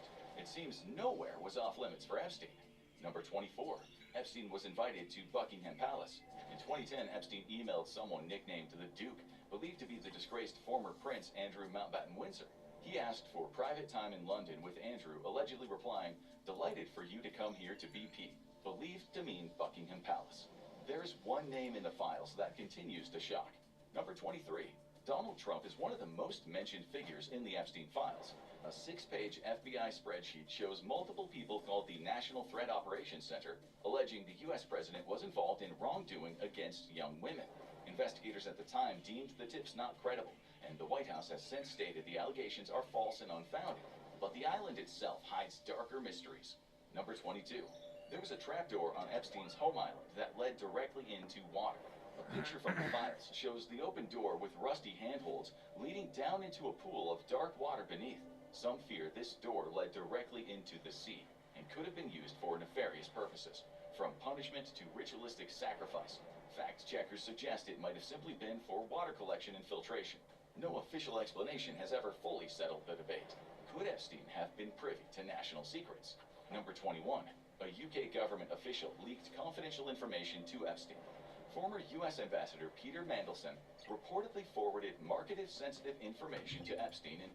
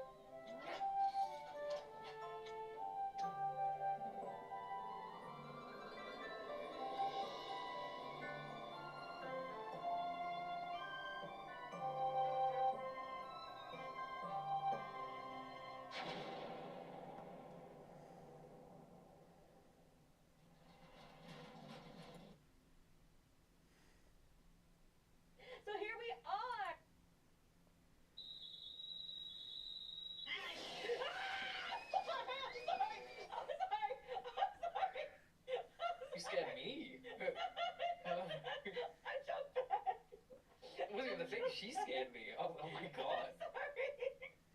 I'm sorry. That's a me problem. That's a me problem. Oh, no. I'm good. I'm good. Yeah, okay. I screamed like I was getting grabbed. God damn. Right. Oh. He's like Warhammer people. Well, I don't really know about stealing children being a part of the lore, but here we are. Well, there actually are babies, technically, that do equip and help gather weapons for one faction. Yeah, it's a little weird. So there's like these sisters, you feel me? And then they get their weapons from babies. It's called the chat. I know nothing about Warhammer, so like this. Yeah, Hold on, before I continue, Warhammer fans, am I wrong? That description, kinda accurate though, right? Yeah, well. So the babies kidnap children. No. They got.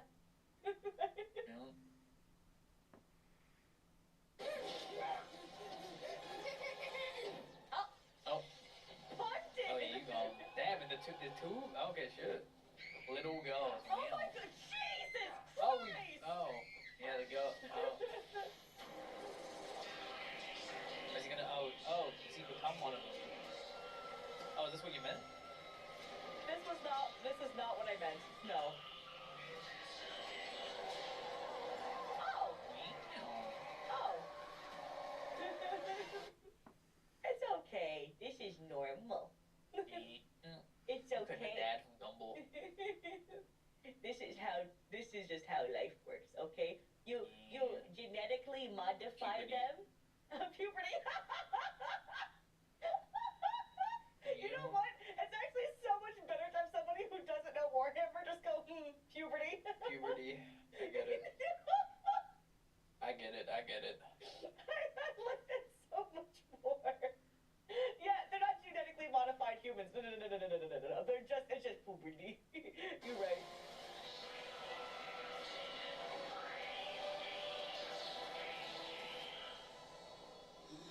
God, power armor's so fucking cool.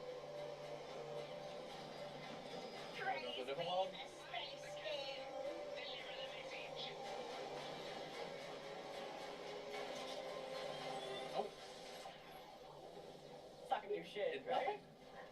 Oh, yeah, did none. Wait, is that the captain? Oh. Oh, that's the he's captain. here now, baby! We got a sword. Oh my god, he stabbed the person's face. Oh, what? Cool.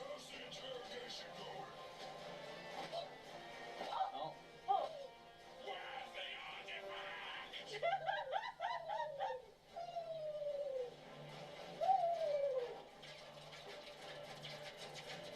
Oh, yeah, I'm dying. Oh my god. Big boy.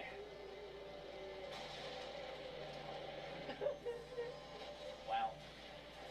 That's how I imagine my moderators when they see someone acting up in chat. Just like an AoE of wah!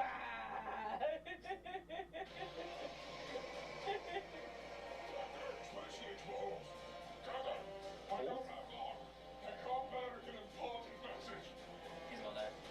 Turn back on your radio. Oh! Listen, Bryce. I don't need high command yammering in my ear while I'm trying to find a goddamn artifact. Okay, but It's okay, Captain. I just made this.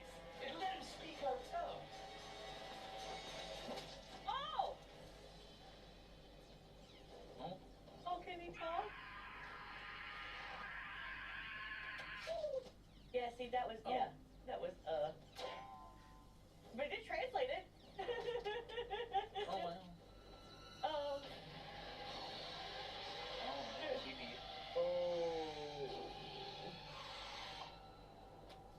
Oh no. I'm so anxious. His I'm armor. so anxious. Dude, I'm so scared. Oh,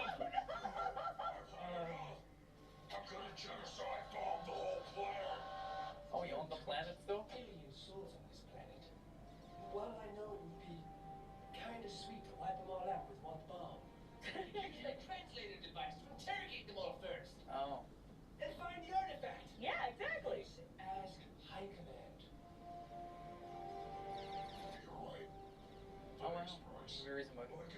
Let's go, Bryce. Is that the bomb? No, no! Oh my god! The moment he was typing for way too long, I was like, yeah, you're so right. You're so right. Holy shit. Oh, good. You turned your radio back on. You're on the wrong planet. Oh my god. Yeah, actually, technically, you're supposed to be on a moon. Oh, this poor race, bro. They just, damn. He just T-boned me. Damn. Jesus, man. Holy shit. Hey, yo! That's such a sick-ass intro. Like, it's not really about being like a man or a woman. It's about primal urges. Shit. I didn't want to have to blast you, little star defender. I just want to talk. Look, we all saw. Oh. God, power armor's so fucking cool. Oh. Dash? Oh, he was. Oh, he's looking over it. Oh.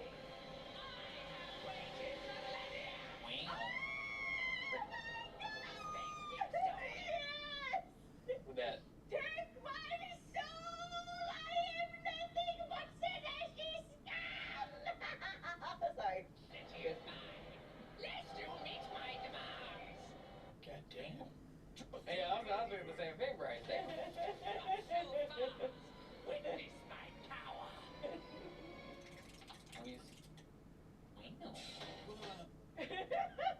So you remember how I used to have, like, in my 3D model, I used to have, like, an old, like, Slanesh, like, version of Oh, it? yeah, I remember. Yeah, so like, now you kind of see, like, the inspiration now, right, a little bit? Yeah. I see. Okay. Like, obviously, we're not going to do one-to-ones around here, you know what I'm saying? Because none of us are trying to hit like game works, but it's like, you know. Yeah.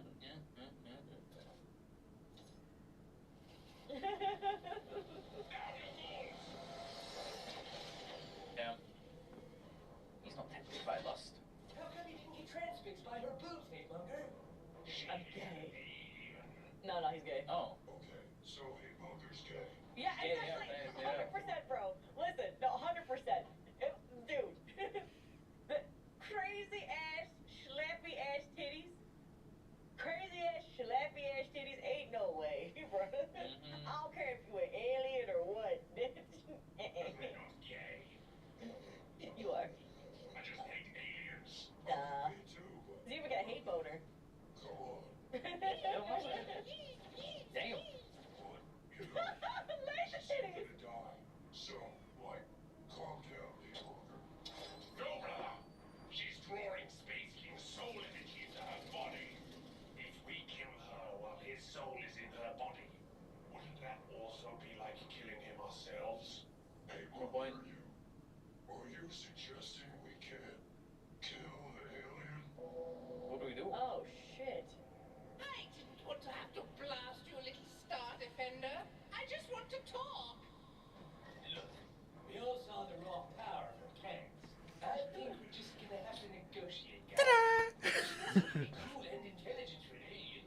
Okay, so one thing for like, it's like obviously they have their own thing going on here. They're not gonna bar for bar be like, this is Warhammer. They'd be fucked. But the thing about like her whole faction and her whole thing is that it's all about pain and lust and debauchery. It's actually really fucked up. It's really fucked up. So, but even if he was gay, like, yeah, Slanesh is not really like, it's not really about being like a man or a woman. It's about primal urges, you know? Okay. But like really fucking bad debauchery. I mean the worst of the worst kinds. Oh, God. So, you know, that's kind of, yeah. Ta-da! Please. Oh. Nice. She's having fun with boobies, you know? That's what I'll do if I was a girl. And Oh, she's more of a Tyranid? Oh, that would explain the little arms that are like, what are they called?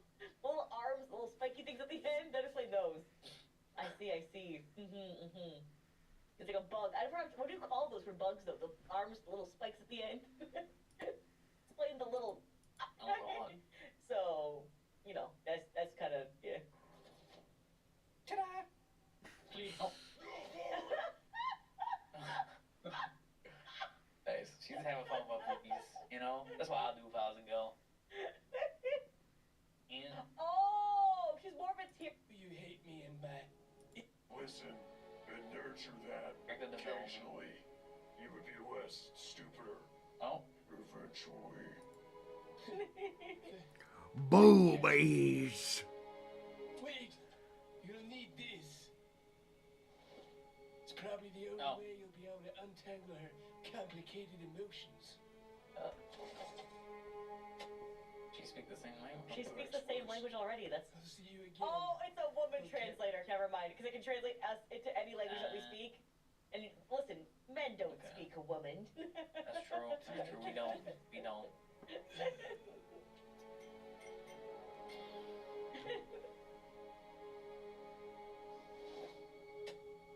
Oh, he's gonna jab him. Oh, fuck. Oh no, he's gonna talk to him.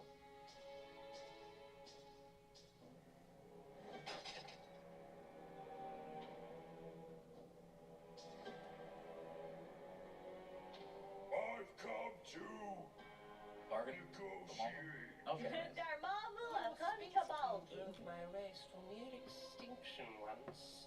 Okay. Awesome. Your kind has always been the primary food source for mine. Conflict was inevitable, but Space King pushed us back. And so, we had to switch to a nutritious diet of fruits and berries, and find another dimension to live in peace. Unfortunately, I could not join my king, and have been trapped. Oh, this don't seem ideal. Oh.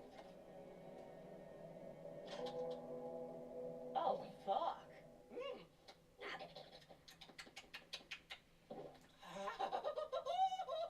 That was a party. Thank you, Star Defender. I'm going to quickly feed the kids, and I'll be out of your hair. Oh, she threw my bed down. Oh wow. Oh.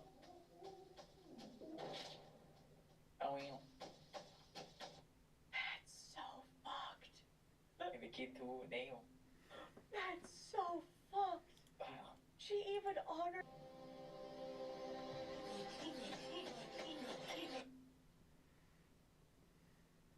No, there's And intelligence rebellion. Ta-da!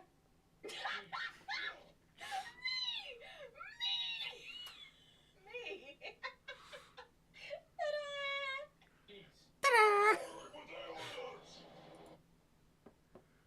We all saw the raw power of her mechanics. I think we're just gonna have to negotiate, guys. But she does seem pretty cool and intelligent for an alien. Ta-da!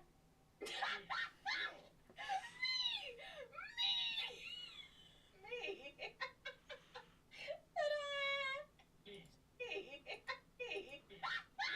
And intelligence for an alien.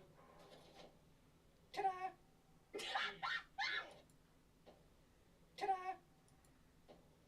Ta-da! Ta-da!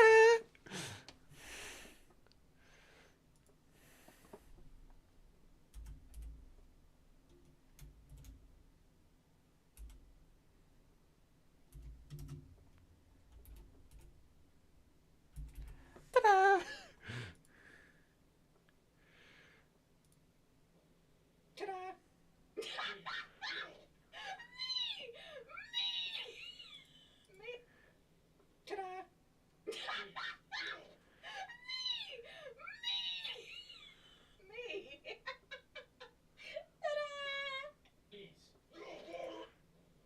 Ta-da!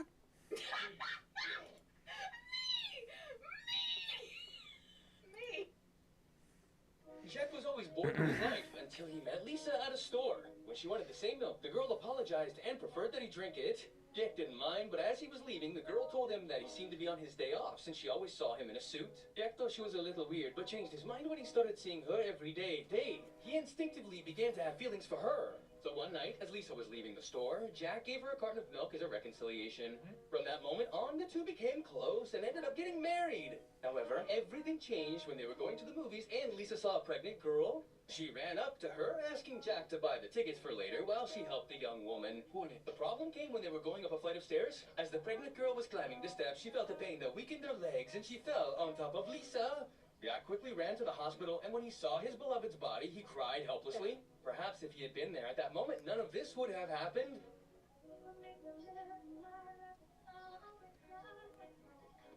Jack was always born. Oh God, I need my precious milk. And as you can see from my severely depleted notes. They're depleted? That's what depleted looks like!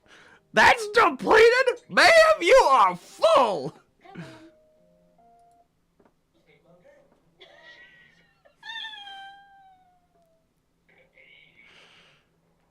Okay, so Bunker's gay, which means he'll be able to avoid if they're not gay. God damn it, which one of you guys is gay? We need one of the gay volunteers stat! Hurry up! Where's the gay man? Yeah, she looks like the girl in StarCraft. I agree. I just hate aliens. I mean, me too. What, Morrigan? Yeah. I mean, come on. But, you know, she's still gonna die. So, like... Raw power, friends. I think we're just gonna have to negotiate, guys. But she does seem pretty cool and intelligent for an alien. Ta-da! Please. Please!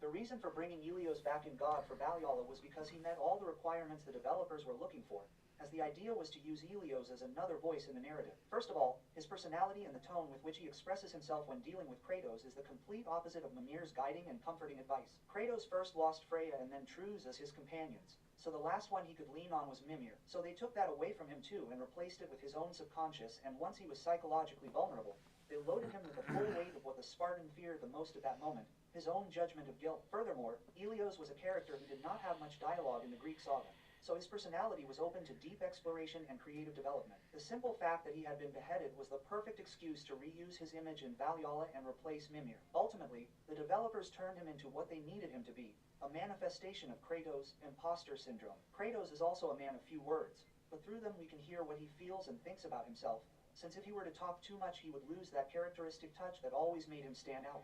The reason for bringing Helios back in God for Valhalla... I have the key, Crowfather. Then at last you may enter the Well of Souls. But once undertaken, there is no returning on this path. I've come this far, Crowfather. I'm no turning back. Then be warned, Rider of Death. A dark presence guards the well, and the seeds of corruption writhe within. The well is corrupted. Yes, but not the nameless kind you have faced thus far. No. Corruption has chosen a champion, a voice to sound its clarion call. Then I will see this finished, here and now. Remember what you have learned, Rider. Corruption is the end of all things. Even death. Tree, the keys, the well. Why do I get the sense you are testing me? You test yourself, old friend. For what you've done. For what you had to do. And now you face the ultimate test. Will you bring death? Or give life?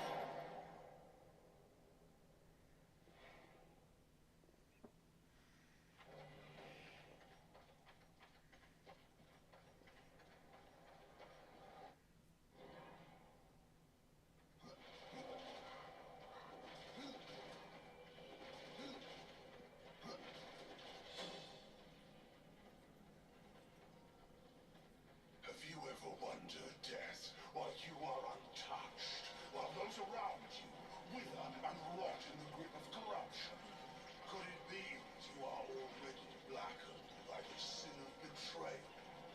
How can you defeat that which seethes in your own heart? You cannot stop me without forever damning your soul!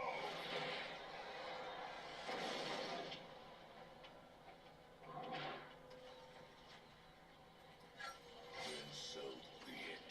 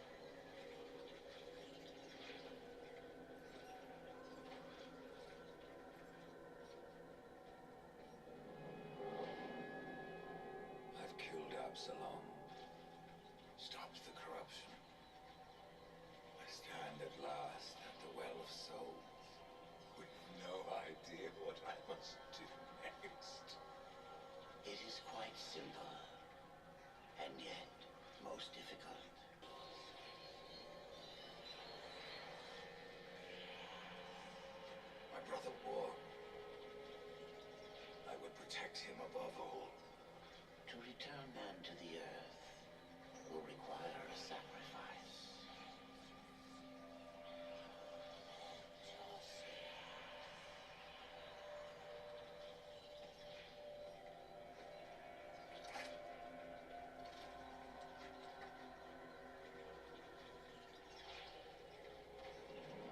Thus from death came life, and the seeds of humanity will be sown.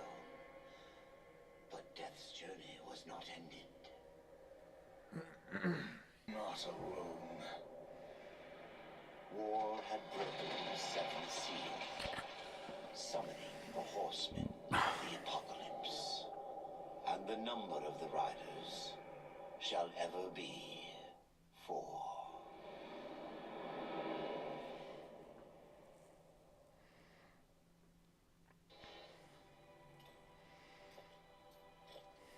You are alone, Lilith. Where are my Nephilim? My prince, The end war is upon us. Yet instead of the army you promised me, death has returned man to the balance. I await your punishment. This time, Lilith, you will get no pleasure from it.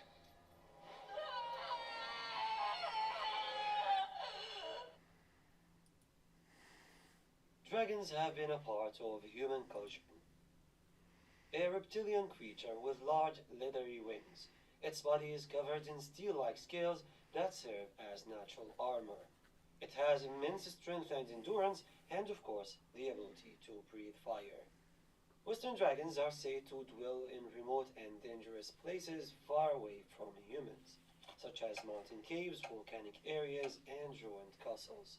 In folklore, they're often depicted as evil, greedy, and intelligent creatures associated with guarding and hoarding treasures and magical artifacts.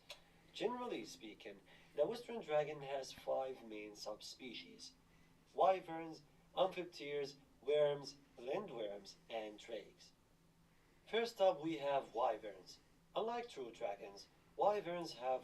Do you laugh at unusual me? Hey, what are you guys up to? What is this guy? A goat! Go see. Oh. Wow, nature. Nature's so beautiful. Yes, nature. The voice game is about the voice zoo. Wow, this is a zoo I get to take care of starting today. But I have to make the animations myself. That's a bit of weird. But it does sound kind of fun. Floats just fine in the water, but on land looks like I had a few drinks. What is this, like a duck? Duck. Oh, record the voice. We can name it and record the voice. Doug. Let's record the voice for our new duck.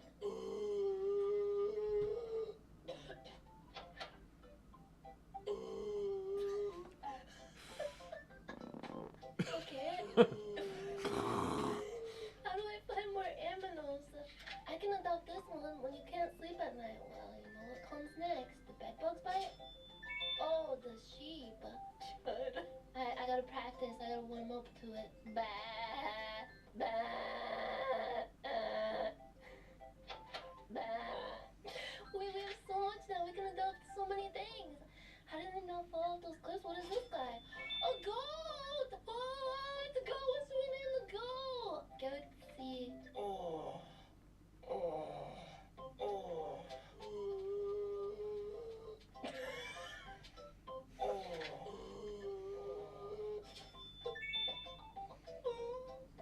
A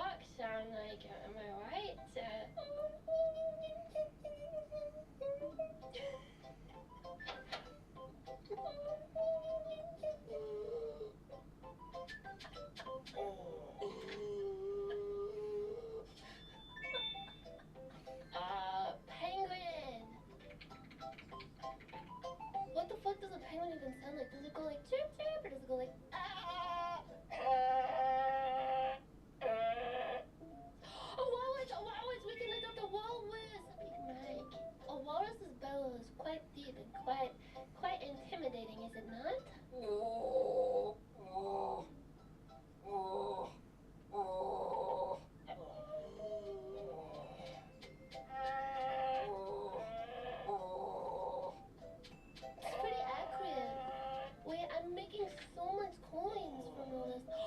If it's part of the Arctic, it's not a polar bear! David, I guess I could do my closest approximation of what a bear growl sounds like. You can like pick them up and put them. You can pick them up and put them places. He's not gonna eat the penguin, is he? Oh, is this a moose? Oh, reindeer! Haruka! I don't think I can do a good impression of Haruka. Haruka! Haruka!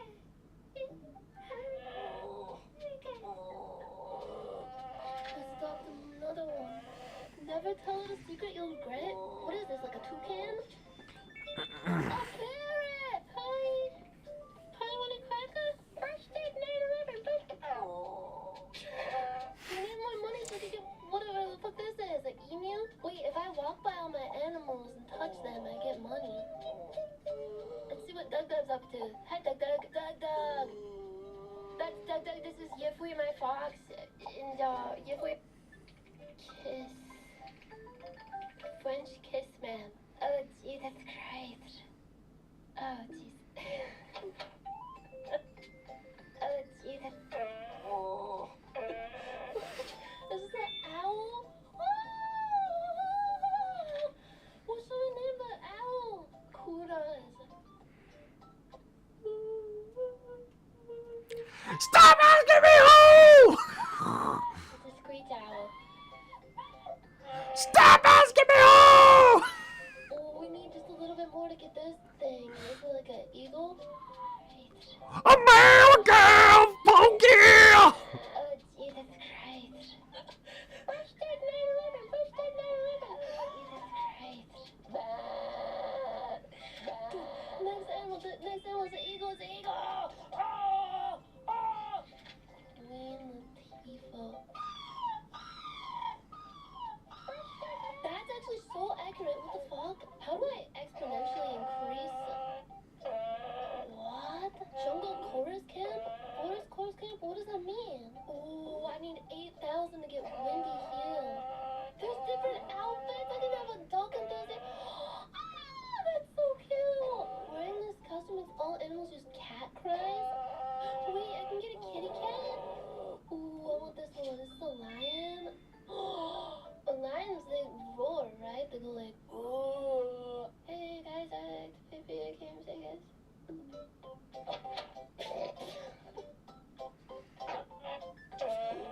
I need...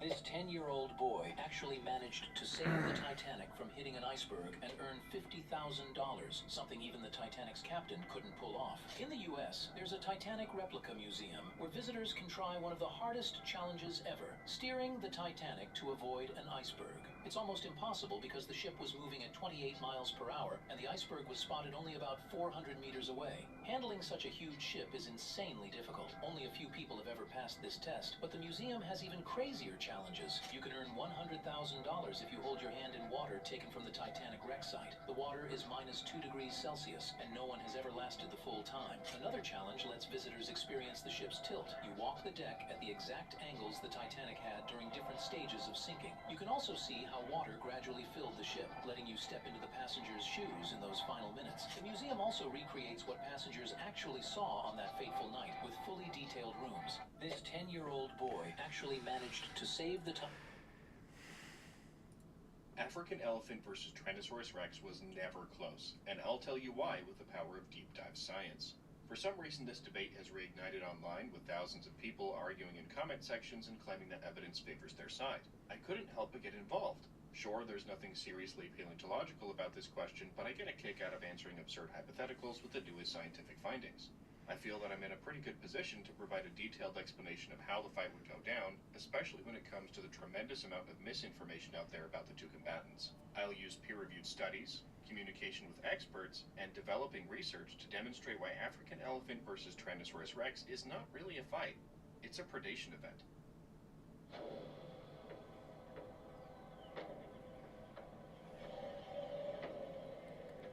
First, let's cover the body size of the two combatants, starting with the elephant. The most thorough study covering extant and extinct elephants and their relatives remains Latamendi 2016, which drew upon previous literature, equations, volumetric models, and population dynamics to estimate various species' body size. He concluded that an average fully grown Loxodonta africana bull had a shoulder height of 3.2 meters or 10.5 feet, with a mass of 6,000 kilograms or 13,200 pounds. Average fully grown cows were 2.6 meters at the shoulder and weighed 3,000 kilograms. Now, if we wanted to be truly fair, we'd take an average of both, ignoring sexual dimorphism, and use a 2.9 meter tall, 4.5 ton elephant for this fight, since that's actually representative of a normal, fully grown adult for the species. However, let's be generous and use the 6-ton bull. Hi, Jerry. Good to have you on the show again. The 2016 study gives us a good idea of general population distribution beyond the average as well, in case you're interested in learning about the extremes of the species. 5% of bulls are smaller than Jerry. 90% are about the same size. Large bulls, defined as massing between 6.9 and 7.7 metric tons, account for just under another 5% of the population. Less than 1/10 of a percent of bulls are very large, or between 7.7 and 9.5 metric tons, with a thousandth of 1% of bulls in the 9.5 to 10.6 ton range, in the world record territory. It's worth noting that individuals of that size are almost hypothetical, with only one reliably measured elephant, captured in 2025 actually, reaching that mass. These brackets were created by using growth curves based on predicted global adult Loxodonta africana population in 2016, which consisted of tens of thousands of individuals. Tyrannosaurus body size is where things get complicated. I'm going to take this opportunity to address some significant misconceptions and outdated reconstructions that have been informing public opinion since the 90s, namely the uber-lean, shrink-wrapped designs by paleontologist Gregory S. Paul, who is instrumental in creating the emaciated Jurassic Park look most people are familiar with.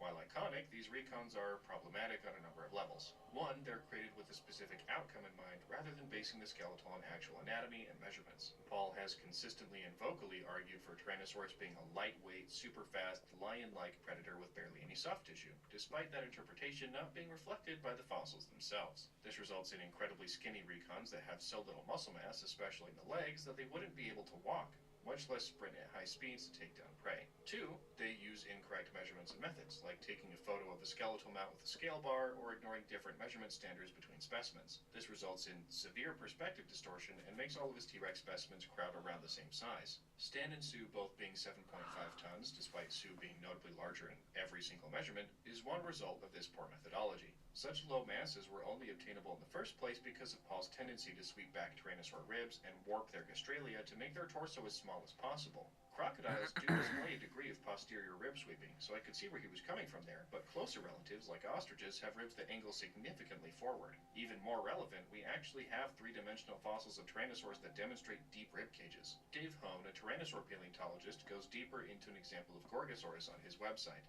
This indicates that their torsos were deeper than previously reconstructed, and we shouldn't be artificially warping their gastralia basket in order to make them as skinny as possible. The problem is that Paul had his preconceived notions about the animal and tried to warp their anatomy to fit his viewpoint. So now that we know that older, lighter reconstructions are incorrect, what's the updated size range for Tyrannosaurus? One method to estimate mass in extinct animals is to use femoral circumference allometry, or taking the thickness of the femur and plugging it into an equation to predict body mass based on modern animals. This technique is very useful for comparing broad-stroke evolutionary trends, although it falls notably short if you're attempting to estimate a precise mass for a given specimen. It only uses one measurement of one bone, and doesn't take any other individual proportions into account. It's fast, easy, and cheap, but you get what you pay for. Volumetry is the other method, creating a model of an animal and multiplying its volume by a given density to obtain its mass. This is much more involved of a process since it requires enough of a skeleton to know the length, height, and width of the animal in order to model its overall shape. It also brings a certain amount of subjectivity into the mix, since you have to decide how much soft tissue to add onto the skeleton. Too little, and you're no better than Gregory S. Paul. Too much, and you've turned your theropod into a balloon. So how do you decide what's realistic? One method is to base the soft tissue ranges on modern animals, and to provide both a minimum and maximum mass. Bates et al. 2009 and Hutchinson et al. 2011 were some of the pioneering studies in this technology, although the former studies still didn't use enough muscle to be biomechanically feasible. The 2011 paper was better, and their average or realistic masses brought famous T-Rex specimens like Stan, Devil Rex, Ecology meeting in November 2025, revealing that these high-precision, painstaking methods obtained a mass of 9.4 tons for the Devil Rex specimen. Now that you have a good understanding of why and how we've gotten new mass estimates for the Tyrant Lizard King, let's break down a few specimens in comparison to our average Loxodonta africana bull, Jerry, starting with the subadults to make a point. Victoria is a specimen housed at the Melbourne Museum in Australia and is not fully grown in her late teens. Our 3D scans of the skeleton indicate a hip height of 3.5 meters, rib cage width of 1.5 meters, length of 11.8 meters, and rough mass of 9 to 10 tons, which lines up with the previous 3D model created by paleontologist Oliver Demuth in 2021. An elephant of that size would be regarded as between very large and world record. Then there's Bucky, a 16-year-old Rex discovered by and named after my friend Bucky Derflinger. This specimen is short but robust, at 10 meters long with a 3-meter hip height. It likely weighed about 6 metric tons, identical to Jerry while nowhere near full growth. MOR 1128 was the same age as Bucky, a sweet 16, but much, much bigger. With a femur length 96% that of Scotty's and an even thicker femur, this beast would have been around 10 to 11 tons at time of death based on various 3D models of Scotty itself. A 2004 paper concluded that there were still 2 to 3 years of active vast growth remaining, which is a little scary to think about. If MOR 1128 had survived tons, it died at 18 years old with some growth left in the tank before full adulthood and was just shy of world record elephant territory already. We're at least starting to see how unfair of a matchup this really is. But now we bring in the adult specimens, those confirmed to have stopped meaningful skeletal growth. Trix, along with the newly measured specimen CCMV 33115, cluster together on the low end, both in the 9 to 9.5 ton range. Scotty was once widely regarded as the biggest Tyrannosaurus due to a 2019 paper, but 3D scans of multiple specimens have bumped him down a peg or two. He's still enormous, with multiple independently created models putting him at 10.5 to 11 metric tons. Bertha, which I covered in detail in another recent video, is far more fragmentary, but seems to be slightly larger than Scotty in each overlapping measurement. Around 11 tons seems like a safe bet. The battle for the biggest Rex, and by extension biggest known theropod specimen, is between Sue and Cope. Based on scans for Sue and measurements from Cope's discoverers and preparators, they both seem to be comfortably larger than Scotty or Bertha and nearly identical in dimensions to one another. We're currently waiting to receive the scans for Cope to clarify the situation, but I'm comfortable with them at 11 to 13 tons. It's a big range, but they're big animals. And that's with a sample size of only a half dozen confirmed adult T-Rexes, compared to tens of thousands for the African bush elephant. Putting Jerry at 6 tons against an average fully grown Tyrannosaurus Rex of 10.7 tons grants a huge advantage to the carnivore right off the bat. But you aren't convinced yet, I see. You want to compare weaponry, do you? Oh, you sweet summer child. Let's talk to my friend the Overseer for the analysis. Hey Vivid, and thank you for having me on. We'll be covering the elephants first as a courtesy to the mammalian underdog. Principally, elephants use physical strength in confrontations, headbutting and shoving opponents of their own size or even kicking smaller annoyances like lions or honey badgers. Shoving matches are the most common form of intraspecific combat even for bulls in must. Goring is extremely rare in fights against other elephants, as given the angle of their tusks, only really being used violently against smaller animals like rhinos or hippos. When tusks do draw blood, wounds against other elephants tend to be fairly small. That being said, they are still formidable weapons within a vacuum. Their skulls are built to withstand such attacks, with thick frontal bones that are still lightweight thanks to their honeycomb structure. Wool elephants will face their opponents head-on, keeping their vulnerable sides out of range of a charge or stab, and they utilize their powerful foreheads as their main weapon. It is not uncommon for fights between angry bulls to result in small trees being crushed. Clearly, the elephant is the strongest terrestrial mammal of today. However, in the other corner, we have Tyrannosaurus Rex, the most physically powerful land carnivore in Earth's history. While it would also be capable of headbutting and shoving enemies in its own size range, given its extremely thick skull and neck muscles, its main weapon is of course its infamous bite. According to Benoit et al.'s 2021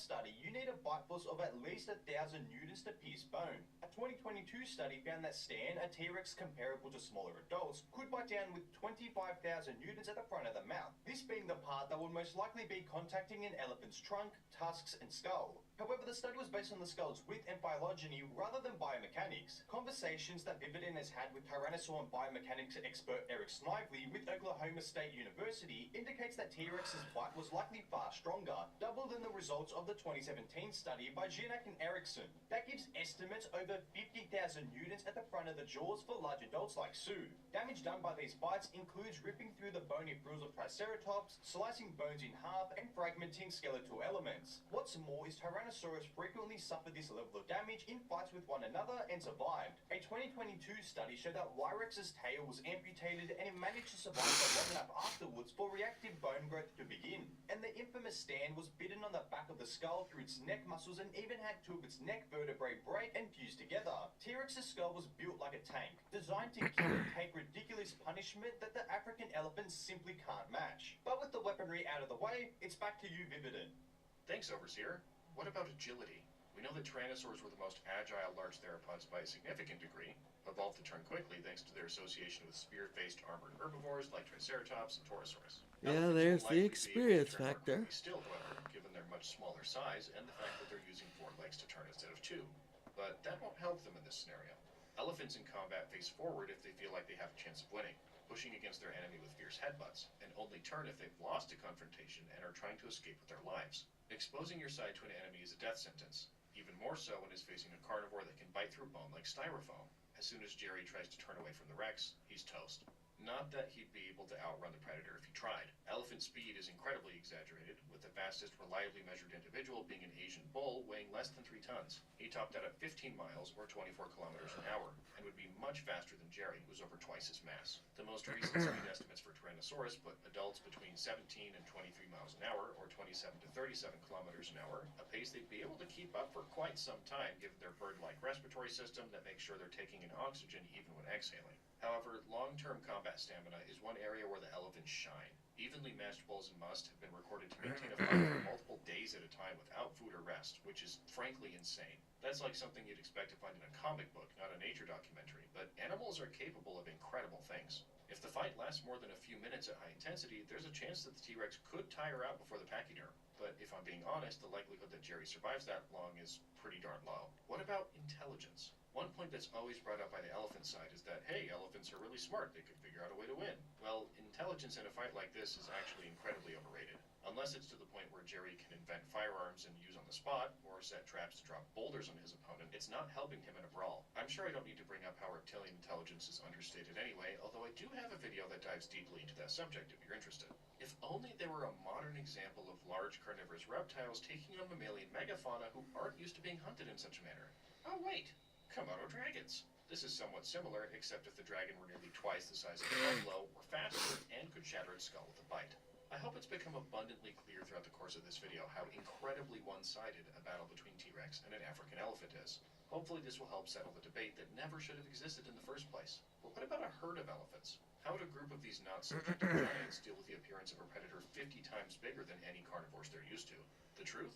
Likely avoid it rather than try to fight it. A 2020 study demonstrated that elephant herds will actively avoid areas where they can even smell lions. And although elephants have gained the reputation of being indestructible team tactic juggernauts invulnerable to predation when in herds, that's not really the case. They're easily the strongest land animal around today, but they can still get taken down by groups of lions whose combined biomass is half that of an adult Tyrannosaurus. I'm not saying that happens all the time, but it's well documented that both adolescent and adult elephants are viable prey options for prides of lions. However, elephant herds can easily scatter lion prides from lounging about, using their huge size to intimidate the cats. They're big, they know they're big, and nothing in their environment can match their bigness. It's a give-and-take relationship, but typically ends up with the elephants on top, unless the lion pride is actively trying to eat, especially at night. Encounters at night give the sharp-eyed cats an advantage, and would also act in favor of Tyrannosaurus, which had excellent vision itself. This tactic of scare and charge might not be terribly effective on Tyrannosaurus. For one, elephant herds typically consist of a matriarch and her relatives, averaging around 10 individuals in total.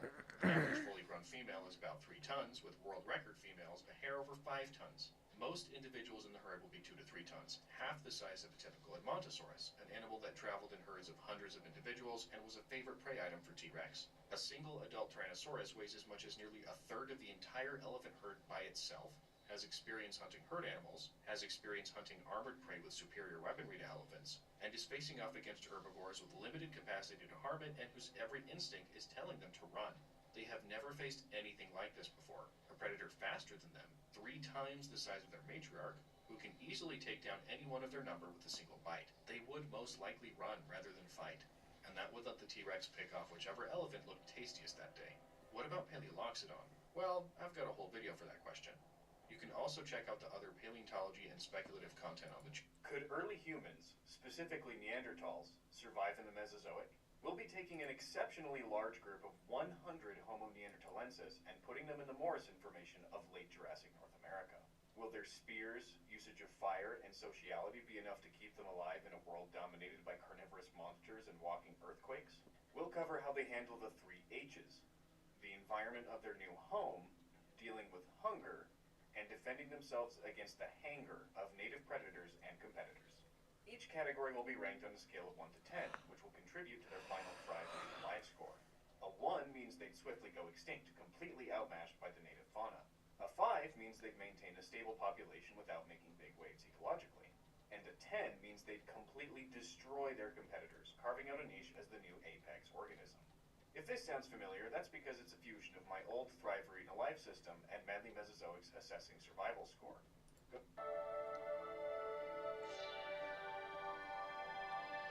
Hey guys, welcome to the Liberal Hive Mind, a channel solely focused on exposing the abundant hypocrisy of the left. And of course, here's the meme of the day brought to you by 5mind.com. Well, I gotta tell you, it doesn't seem as though there's too much good to say when it comes to Zoran Mamdani. At this point, I think it's safe to say that the luster has fallen off. People are sobering up, no more rose-tinted glasses. The reality of Zoran Mamdani now appears to be dawning on the normies. And of course, if you're trying to get your finger on that pulse, then simply refer to Joe Rogan. You know, the left loves to pretend as if Joe Rogan is an alt-right Nazi enemy, but he's usually first to jump on these socialist hippy-dippy bandwagons. I mean, after all, he is a Bernie bro through and through. And you would expect him to kind of, you know, fall for the appeal of a Zoran Mamdani character, as he's pretending to be anti-establishment, an outsider, a reformist, a collectivist who will do right by the people. But now it appears the Overton window has shifted quite dramatically, and instead we have Joe Rogan calling Zoran Mamdani a friggin' psychopath. Yeah, New York City voters are pissed, and the left-wing normies appear to no longer have any patience for the far-left woke BS anymore. Democrats are in a really rough position with all this far-left woke stuff that's taking over the party. Let me show you guys exactly what's going on. We got some stuff to get into, so let's roll the tape. All right, folks, so here's Joe Rogan's reaction to Zoran Mamdani doubling down on mass migration, sanctuary city lunacy that's got the city in a massive budget shortfall, a massive multi-billion-dollar hole. The New York proposal is 127 billion, so it is more. Holy, 10% so New more York about. City is, their budget is more than the entire state of California with state of Florida with 3 million more people, or 3 times the people. This I can't even proposal, talk. but for this year, it would be about the same, because if it's 11 million, that's 116. That's Sure. the same. But the point is, it's Well, still, it says it's up 11 billion from the current year. it's still a proposal though, he hasn't passed it. Well, he's not, he's a psychopath. Like, Is he a the amount of migrants is crazy. There should be $0 for illegal immigrants. But Zero. I don't think you can have zero, because if they're gonna be there, they're gonna be, you have to feed them, you have to do something with them. Like literally, if you don't feed them, they're gonna be robbing stores. Human beings need food. What are you gonna do? Get them jobs. How are you gonna get a migrant a job? Get them a job in Guatemala. Wouldn't you rather give them food than a job? I don't want them taking American citizens' jobs. Well, the whole thing's a mess. So the whole thing's a mess, but the point is you can't just throw them away. Right. That's the Unless problem. you're going to remove them from the country. Right, unless you're moving, even if you want to put them in jail, that's not cheap. Right. That costs a lot of money. Right, so Yeah. You know, really think about how the Overton window has changed. Any type of conversation about deporting illegals or shutting down migration in the past was deeply racist. That was such a taboo topic. But now you've got the left of center people like Joe Rogan basically sounding like Trump voters saying, no, deport them all. No more sanctuary city nonsense. I guess that's what 4 years of Bidenomics will do to you. Yeah, now all of a sudden, you know, people are less charitable. In other words, reality kicks in. America is not this endless charity ATM machine for the world to plunder. What used to be far-right fringe nationalist ideology, people are realizing is just common sense. And even speaking of what Michael Malice said at the end of that podcast clip, as if, oh, we've got no other choice, well, they're here, so someone's got to pay for them. Are you just going to let them starve? They'll start robbing us. And it really goes to show, you know, this kind of elitist out-of-touch thinking. Just throw money at it and make it go away. But I really think, like, where's the frickin' standard? Just allow mass illegal migration to continue and pay these people off so they don't rob us? That's an insane proposition. Just give the burglar your wallet is essentially what they're saying. Why even enforce burglaries of wallets? Just give it to the poor illegal migrant. No, that's a total lack of standards. That makes no sense. That's not how a functioning society works. If you are an illegal alien, you should be deported. And I think that's exactly what Joe Rogan was saying. Enough of this sanctuary city lunacy. Devoting your efforts as a city to protect illegal aliens from ICE operations, from federal enforcement. Enough with this woke open borders crap, and back to basic enforcement of the law. We're already staring the barrel of $40 trillion in national debt. This idea that major cities can continue to run massive deficits, continuing to subsidize this borderline seditious behavior, this abomination of the law, it's got to come to an end. It's not fiscal irresponsibility, it's fiscal insanity. And that's exactly what Zoran Mamdani is doing here. Mamdani's proposed budget is a stunning record high $127 billion for fiscal year 27. It includes cuts to the New York Police Department, rent freezes, and increased spending on migrants. $1.2 billion for that last one.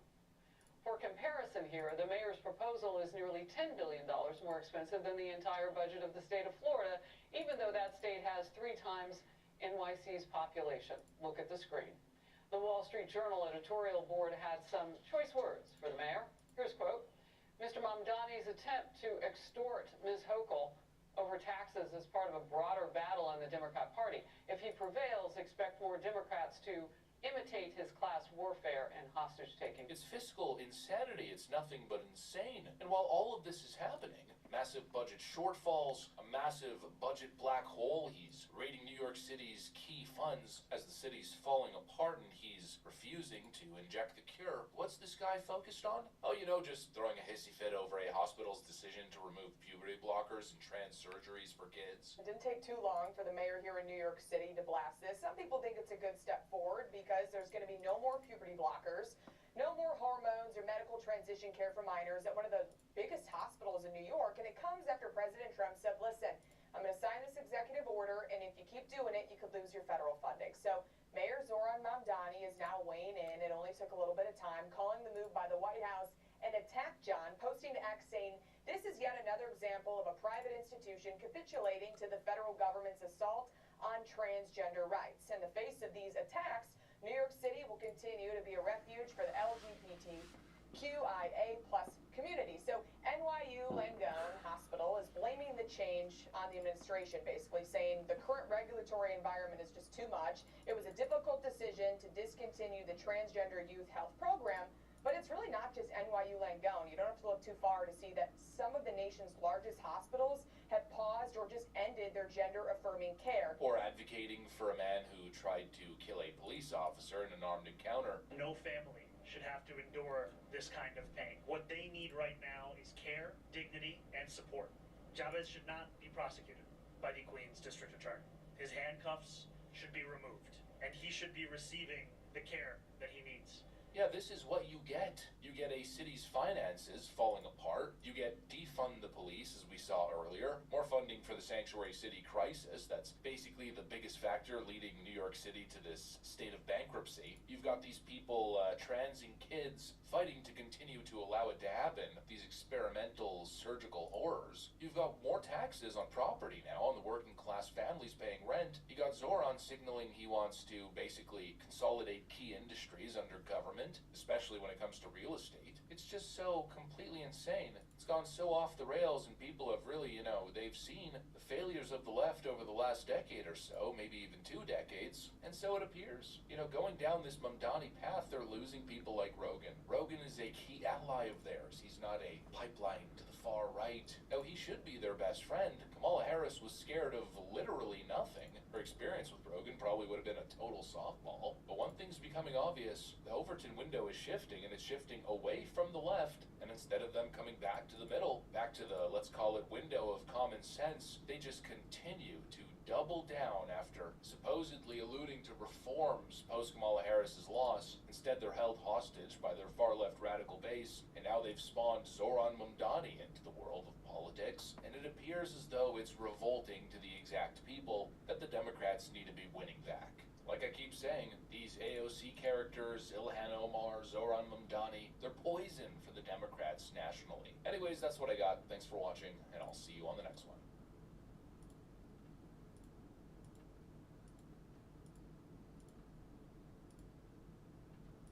この5日間、ユッキーはひまりんの特訓につきっきりだったから何もアプローチできなかったけど、今度は私のターン。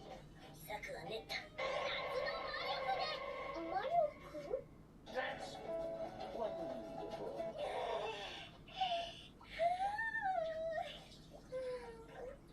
今日は良き日じゃん。小さい頃はヤチホが毎日自分の隣にいたじゃない。もしかしてハマり守ってくれてたの？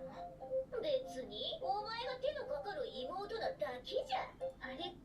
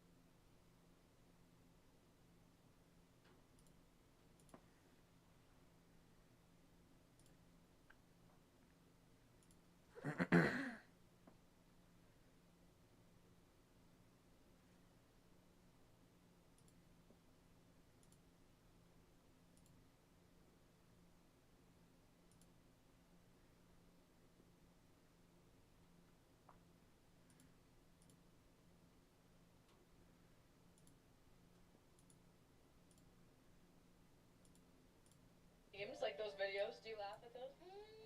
Yeah, sometimes. They really have to like. Okay, the thing is, Kata, my humor is very, very messed up. Okay. It's quite interesting how it works, so we'll see what I really laugh. What is my underscore movie? What is that?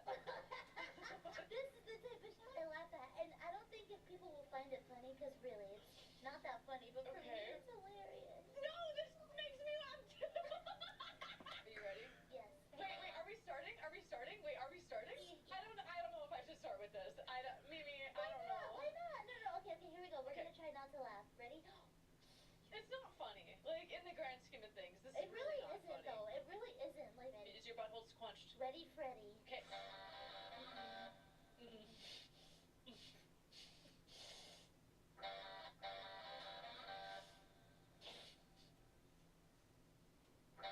Is there sound or is there no sound? Has it not hit yet? Like, has it happened yet? I'm still waiting for it. You're supposed to hear it. You laughed first. I don't feel that sensitive. Okay. My humor is far more exquisite than yours. Yeah. Oh my God, we were supposed to discuss. What does the winner get? If I win voice acting lessons. Oh, I can do that easy. What do you mean? Of course I can do that. Well, I kind of want to do that. So how about we do something else? You have to buy dinosaur floss. The fuck is dinosaur floss? Someone has said I sound like Hasbulla. Stop! I actually don't know what he sounds like. Have you never heard what he sounds like? Hasbulla talking. This one? Yeah. Okay, I don't know what this guy sounds like. Okay. How are you? Mommy. No, they don't sound familiar at all. Wait, they don't? Oh, wait, that makes me happy. Yeah, I thought you said you didn't know how to voice act me. This is great. What the? Wait, man, I'm dead? Oh, I've never heard this channel. I'm excited. Me neither. I hope it's good. Okay, you ready? Okay, we got the new Grimace shake. We're gonna give it a try. Okay.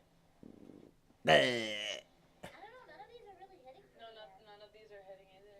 What? Okay. Okay. Who's this guy? Bro doesn't know how to do the filter. Ew, cringe.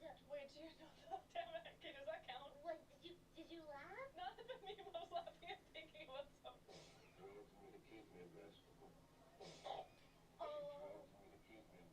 Okay, that counted. I'm drinking. Wait, he has humor. That's actually crazy. Sure. Okay. I want to go lower. Did you hear his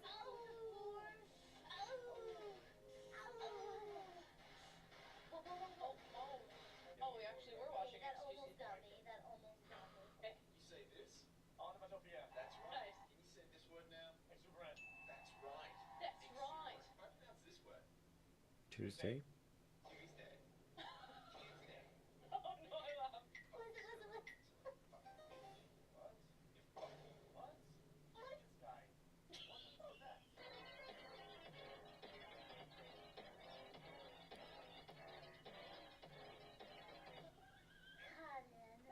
Warmer than I just exploded eye. Or this is a Paul McCartney concert.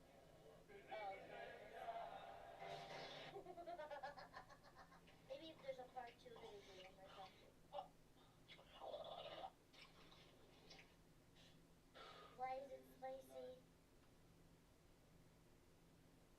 I'm so ugly. Man, I'm so ugly. Shut the fuck up. This AI. Yeah, definitely. Definitely AI. Let's check this one out. ¿Qué pasaría si era tan mala y sería tan horrible? Look at this meme. Okay. Which one are you? Oh, I'm probably the darn, that one. The darn giraffe. Haha. No, I'm laughing at you. Oh, no. You will only hear the word of the thing you want the most. Penis. Me. Oh. What's this? Please play it, please. I need to watch this. Has tried this. Ensure original. Oh, I'm Urgh. right.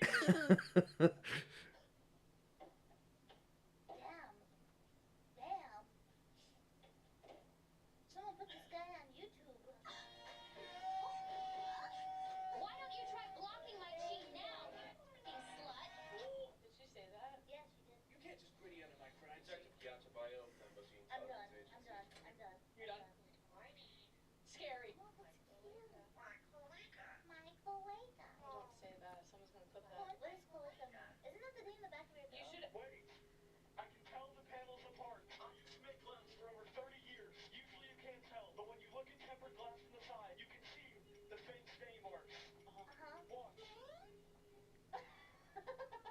To infinity and beyond.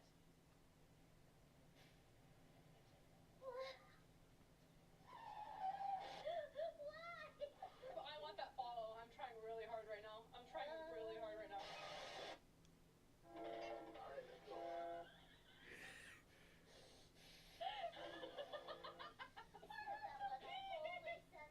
That one is so good. You know, I've seen this done a couple of times.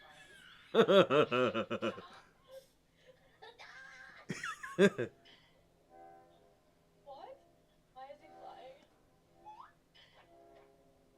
Wait, I have one for you. Ignore my laugh. Girl, why does it sound like you? Oh, we're so sorry to hear about your brother that passed away. They get 5 big booms. Boom. Boom.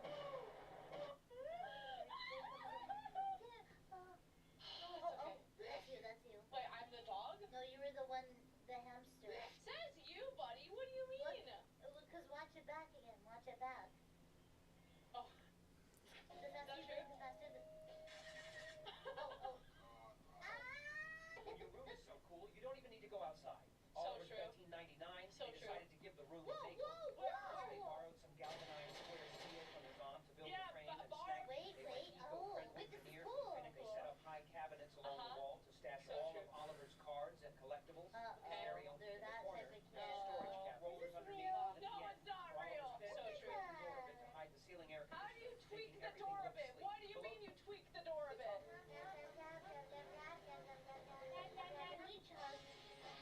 Okay, for how long? Why is it taking a shower? Okay, whatever.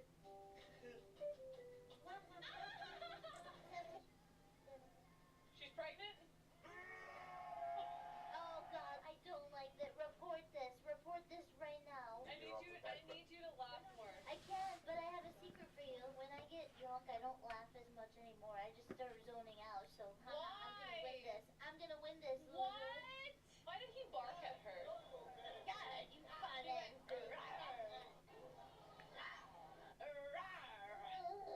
Alright, buddy. I hate this guy. You'll hate him too after this video. Why are you coughing?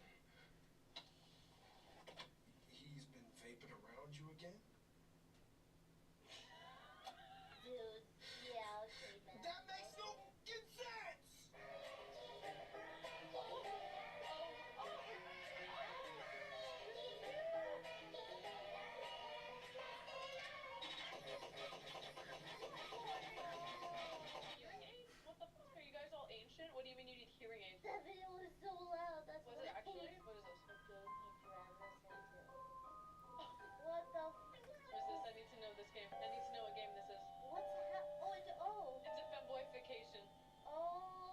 send this to every guy friend I have. No, true, true, true.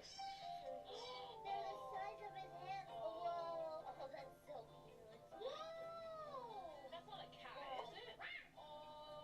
Oh, he's stuck. He can't get wet. No. Okay, that's just horrible. Oh. Oh my god. Maybe that's you. Oh my Why god. is he so fucking ripped? Oh. Okay. That's you, that's you. Oh, That's you, that one's you. No, Actually, I that's lied, you. I lied. That one is so No, funny. that one's you. No, that's this guy. Wow, I haven't seen this person since 2013. Alright. Got helium gloves? No. I didn't laugh. Domino's uniform, that's how you know she means it. as a consequence, we can swallow them whole. I feel like I just got, like, violated. Corn dogs can sometimes. Sorry about that. Okay. What is this? He's gonna play with it. Are you serious? What? I don't care what anyone says. That's a fucking superpower. I mean, autism is a superpower. Yay! Another kid! Okay, go on your screen. You can Oh, kill I him! killed him.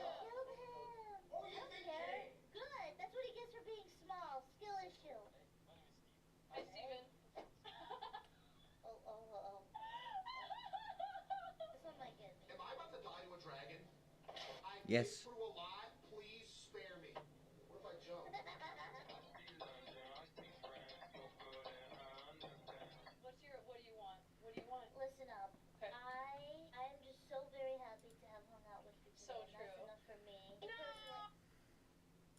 Just a little bit more. Oh, I can get a rhino now. I think I'm gonna name him Mr. Comfy Pants.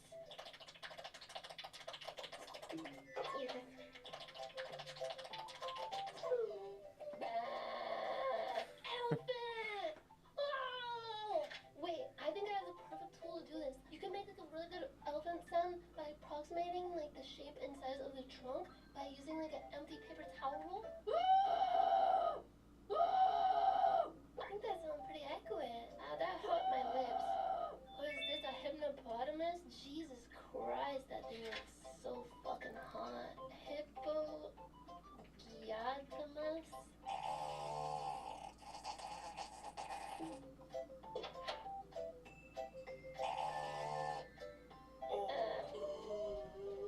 Cute and car.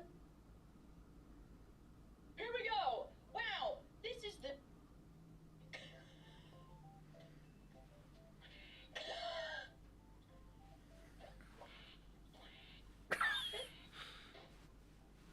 Wait, every time he's doing it, I'm getting money! Alright, here we go. We've got another animal. Thanks to Gerald. Oh, we got a sheep. Okay. Dude, he kind of looks high. He's got like frog eyes. I kind of want to call him Froggy. His eyes just are giving me like frog eyes. Froggy? Ooh, I like that. With the P. We want all the silent P's today. We could do that. Yeah, we can do that. How do I? Okay, I'm trying to think of what I want to do for it.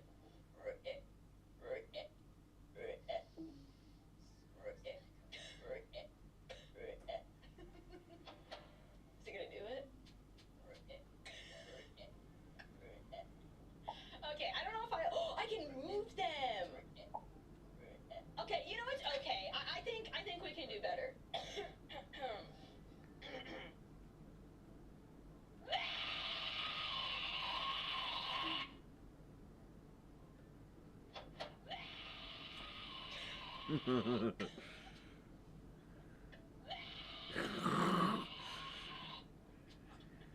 Alright, we need to move him.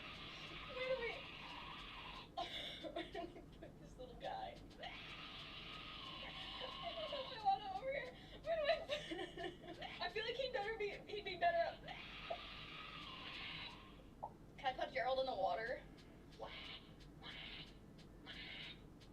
Okay, Gerald, I think... Oh, I can't put... Okay, we'll keep him at the edge of the pond. We'll keep him at the edge of the pond. Okay. Oh my god. Wow, we gotta get a lot of coins vibes from this guy. I'm getting Steven vibes. This is Steven. We're gonna call him Steven. I'm gonna sacrifice you and your family to Satan. I'm gonna sacrifice you and your family to Satan. Oh no. I'm gonna sacrifice you and your family to Satan. I'm gonna sacrifice you and your family to Satan. I'm gonna sacrifice you and your family to Princess, I'm feeling phantom pain in my dick.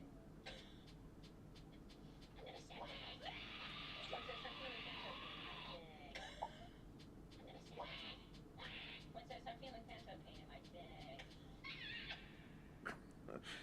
Princess, I'm feeling phantom pain in my dick. Princess, I'm feeling phantom pain in my dick. Princess, I'm feeling phantom pain in my dick. There we go. Fantastic, fantastic. Yeah, warm up. Look at that money just rolling in, dude. They're doing so good. Our pets are so good. What's this one?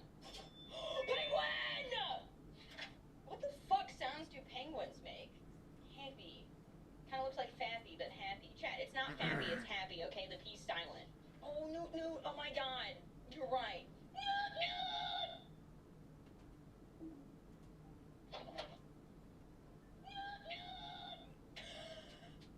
Your family to say dad.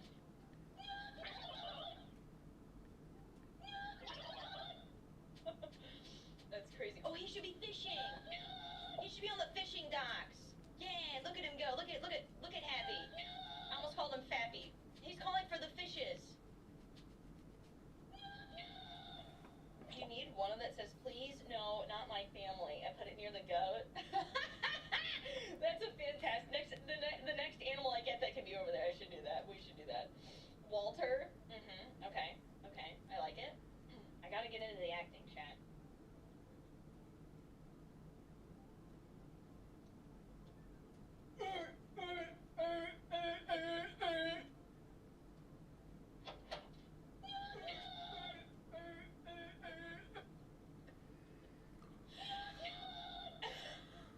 Come on, Walter. I feel like Walter needs... Go away. Oh, I've got this. I've got this.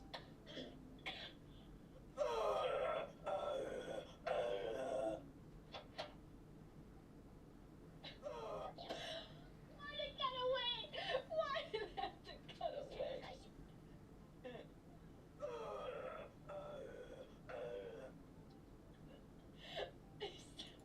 Wait, unemployed? Is it gonna be a reindeer? It is! Sven? Oh, that's pretty good too. What the fuck is Sven from? I can't remember. Frozen. That's why. Thank you. Let it ho! Let it ho! Come on, we gotta go hear Sven. I'm gonna sacrifice you and your family to save. Let it ho! Let it ho! Let it ho! Let it ho! Hold on, I think they would let it ho! Let it ho! Let it ho! Let it ho! Let it ho! They kind of sound good together. I'm gonna sacrifice you and your family to say dad. I can't. Focus. Walking dead. Okay, what is this? Never tell it a secret you'll regret it. Do we get a parrot? We do! Oh, this one should have been Gerald. Zazu from Lion King. Ooh, I like that. Pollywogger. Pollywogger. Princess, I'm feeling phantom pain in my dick. Pollywogger. Pollywogger. Princess, I'm feeling...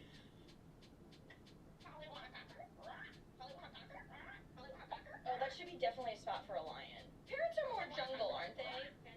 Let's put them up there. Oh, they fit. They're perfect together. Princess, I'm feeling phantom pain in my dick. They're VR chatting. Okay, what do we... Is this gonna be an ostrich striking runway pose? This is the middle of a lake, but why? Oh, it's a flamingo! Oh, I feel like she looks like a Greta. Flamingo with... Oh, dude, yeah. See, the P could be silent with that, too. I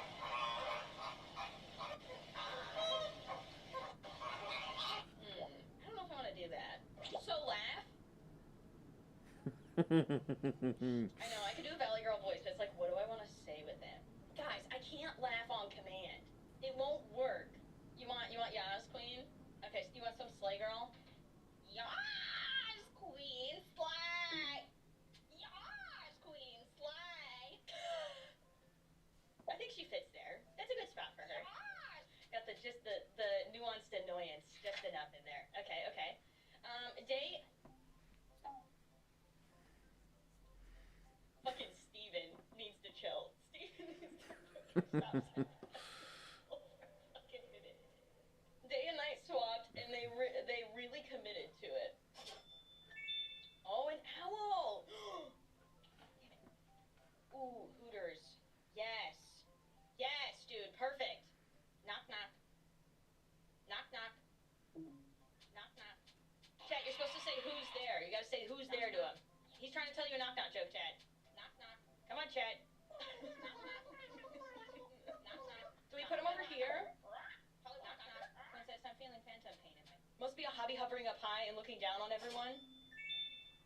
Dude, he's huge. That eagle, I mean, eagles are big, but goddamn! Look at him! So majestic! Nothing gets more American than this. 50% of these subs are going to Israel. 50% of these subs are going to Israel. Nothing gets more American than that. Alright. Let's give him a proper call. Let's give him a proper call.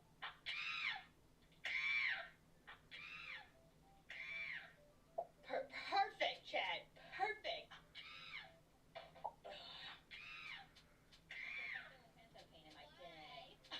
He wouldn't be by the VR chat, guys.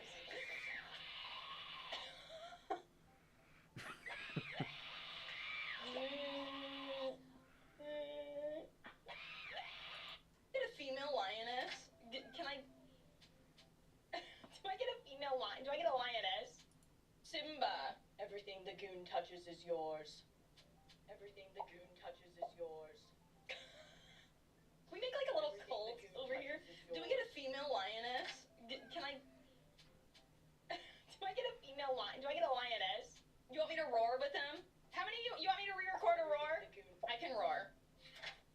Lions roaring compliment. I gotta get into the zone track.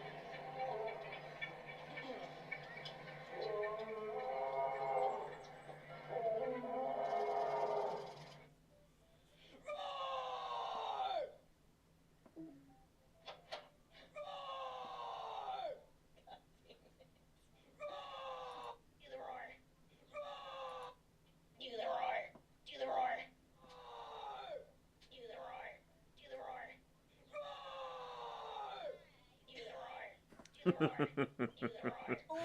since when is a nose also a hand? An elephant? It kind of looked like a wildebeest. Could you guys kind of see that? All right, Ellie. Ellie the elephant. The eyes. Yeah, they're a little goofy. Fortin. Y'all keep finding good H names to fucking put in there.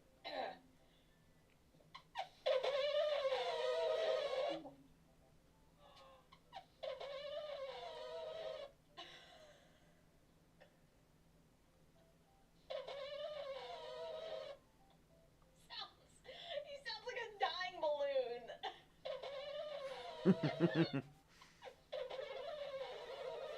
Oh my god. Hippo! Dude, he looks so chill. Oh my god. Oh, what Madagascar? Who's the big guy? I like him big. I like him chunky. What was his name? Moto Moto! Yes! I like 'em big. I like 'em chunky. I like 'em big. I like 'em chunky. Okay, Jungle Chorus Camp, Forest Chorus Camp, Savannah Chorus Camp. Okay, so that we could do that. I wish there was a proper camp seat for Steven. I'm gonna sacrifice you and your family to sit in. I need to get somebody for Steven. Steven's lonely. Steven needs somebody to sacrifice. What is this gonna be? Cute in cartoons, but reality's not so cuddly. Oh my god, it's so cute! Dude, the bears are so cute! Stop! Yogi Bear, thank you. What's the prevent wildfires guy? Does he have a name? It's Smokey. Some fucking goat keeps starting fires to Satan. I don't know if I like him over here or if I want him kind of up by the top. I feel like he should be... I wish I could flip him around. Goat keeps starting fires to Satan. Seems to think stripes alone make it invisible in the forest. Oh, look at him! He's so cute! And derpy! He's laying down! Tony, we could do Tony. We could do Tony the Tiger instead of Tigger. Doing the roar. Ooh, I got, hold on. Because, like, but I've already done that for the lion.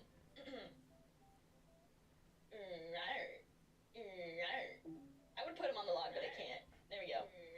Yeah, he sounds a little sassy. Alright. Gorilla!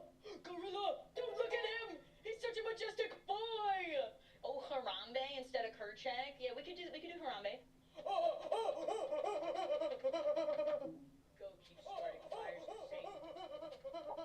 Alright, who we got here?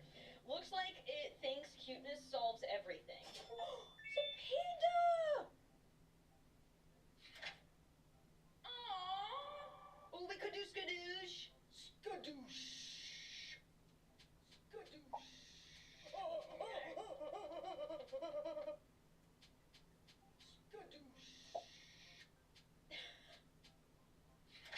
Hear him in the distance. What is it? So slow. We could sloth. This is the last danger line of the season. This is the last danger line of the season.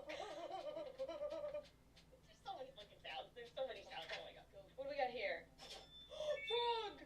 I think we put him with the goat. I think we put him with Steven. Please don't sacrifice my family! Please don't sacrifice my family! I need them to do it in order. We gotta get a camp. We gotta get a camp. Please don't sacrifice my family! Jungle Forest. Fuck. Oh, damn it, that's not... Please don't sacrifice my family! Some fucking goat keeps starting fires to Satan. My family! Okay. Some fucking goat keeps starting fires to Satan. Spacebar? Please don't sacrifice my family! I thought they were supposed to go in order. Please don't sacrifice my family! Oh, maybe they're different. Oh, yeah, they're different. Shit. Fuck. Okay. Starting fires to Satan.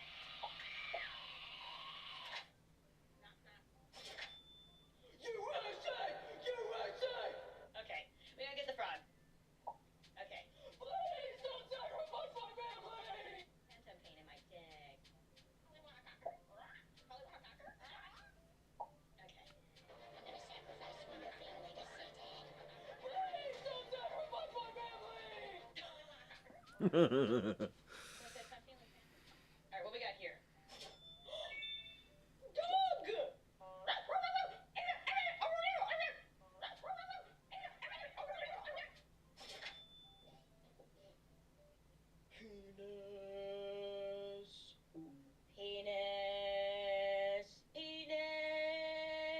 Penis!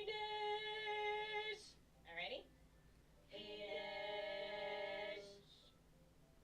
Beautiful. Penis! I need one more animal.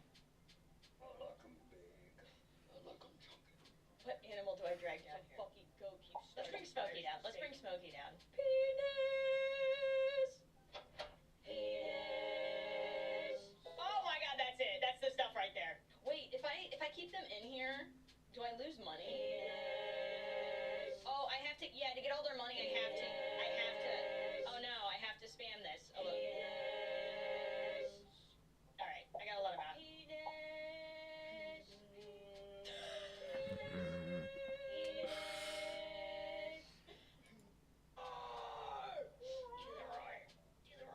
Oh my god, I forgot about the elephant. You're getting better, Horton. You're gonna get there one day, buddy. Just keep practicing. I believe. Rabbit! Aw, she's so cute! Look at her! Aw! It's too late. I'm skinning their bones with my rabbit teeth. Now, hold on. Hear me out. I know that sounds weird out of context, but give me a second. I'm gonna sacrifice you and your family to Satan. Please don't sacrifice my family! It's too late. I'm skinning their bones with my rabbit teeth. Oh God, no! Yeah, well, look at those guys. I'm gonna sacrifice you and your family to Satan. Why? Fantastic. Our zoo's really coming together. Really coming together. I like 'em big. I like 'em chunky. Beautiful. Oh, look at him. Aw, look at him. He's so cute. No, it's Pope, Chad. Turtle Pope from Elden Ring. Wait, if we... okay, inspiration. It all knew it again. I'm gonna sacrifice you and your family to Satan. Please don't sacrifice my family! It's too late. I'm skinning their bones with Oh no. They're just bullying that damn frog. Yeah, they are. We haven't gone over here in a while.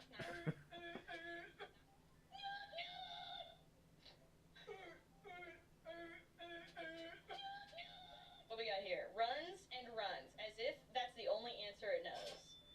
He's got glasses! We gotta come to Candy Mountain, Steven. I'm gonna sacrifice you and your family to Satan. Please don't sacrifice my family! It's too late. I'm skinning their bones with my rabbit teeth. It will do it again. We gotta come to Candy Mountain, Steven. We gotta... That's weird. I think he likes us. Alright, do we have enough for the next one? I feel like we're earning money pretty fast. Ooh, is this a wildebeest? It's a cow. Milk cow! Your mom milks me like a cow. Your mom milks me like a cow. Your mom milks me like a cow. Your mom is milking me.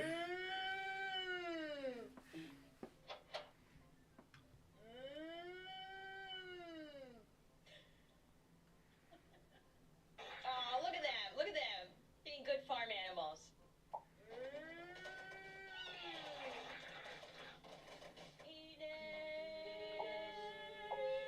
Hold on, let's have them harmonize again, chat. Beautiful. Yes. Here we go. Hamster. Oh, it's a hamster. You think he should sound like he's foaming?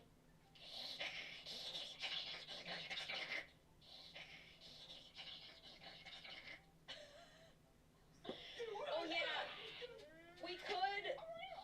Will it unlock other animals for me? Yeah, let's buy that first before we do the snail. Oh, cool. I can just place them. Oh my god. Okay. Who do we put up here? This looks magical as fuck. Oh my god. I feel like it broke. Or does that change how they sound? It does.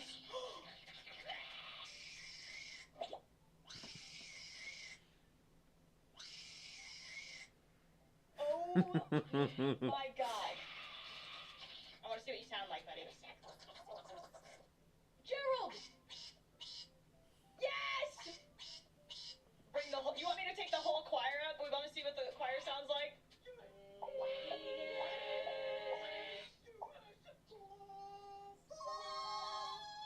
Oh my god.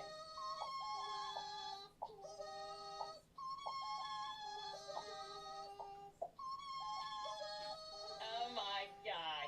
Windy Hill. Okay, so does Echo Cave make shit echo? Come here, Hammy.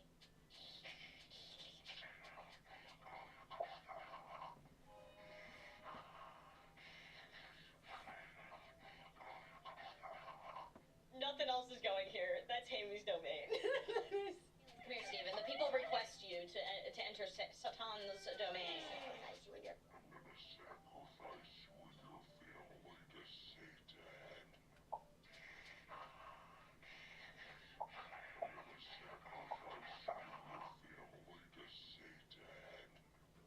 Let's get the snail. Let's give me the snail. You know what I'm about to name this fool?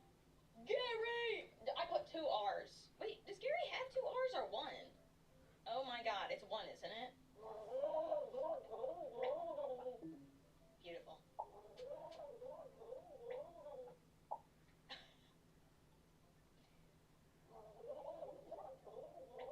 Beautiful. Good job, Gary. Good job, Gary. Just like Chat's mom, gargling on These nuts. water, because I keep her hydrated.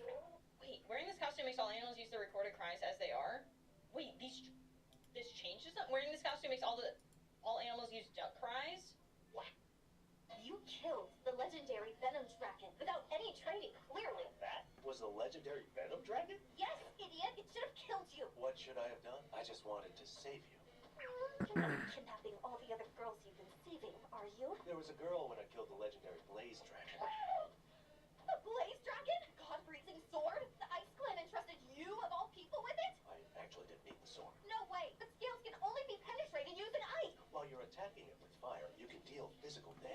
So, you don't believe me? The reason you can't win is because you've decided it's impossible. Huh? Crisis is opportunity. Any dangerous situation can be turned on its head with just a little change. That's why it's important to keep at it without giving up, no matter what the odds are. Where's that motto from? Puyo Puyo Strategy Guide. Of course he learned this from a video game strategy guide. This makes me want to fire it up. You killed. I understand you're quite the pro when it comes to killing adults. And yet you allowed him to escape the other day. Don't you worry. At the peak of youth ceremony, I'm gonna find him and kill him for sure. Have faith in me. I am providing you with a wide array of weapons. But Santa's nearly unkillable. Are you sure you can handle it? Ah. Yeah, now I get it. You have doubts about my skill, right? I'll admit, I don't know if I'll succeed or not. But if you don't show a kid a little faith, how the heck do you expect to motivate them? Oopsie. Well, now what? Is it okay if I go? I don't want to miss dinner if I can help it.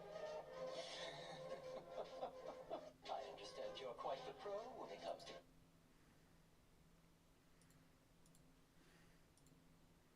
ありがとうね、お姉ちゃん。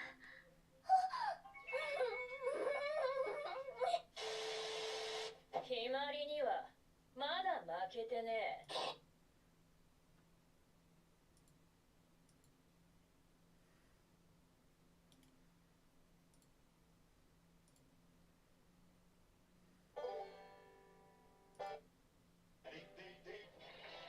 Then away you slip on this elephant ship, while Bella and Ursula stay in step. Where George of the jungle, friend to you and me. Watch out for that tree. Watch out for that tree.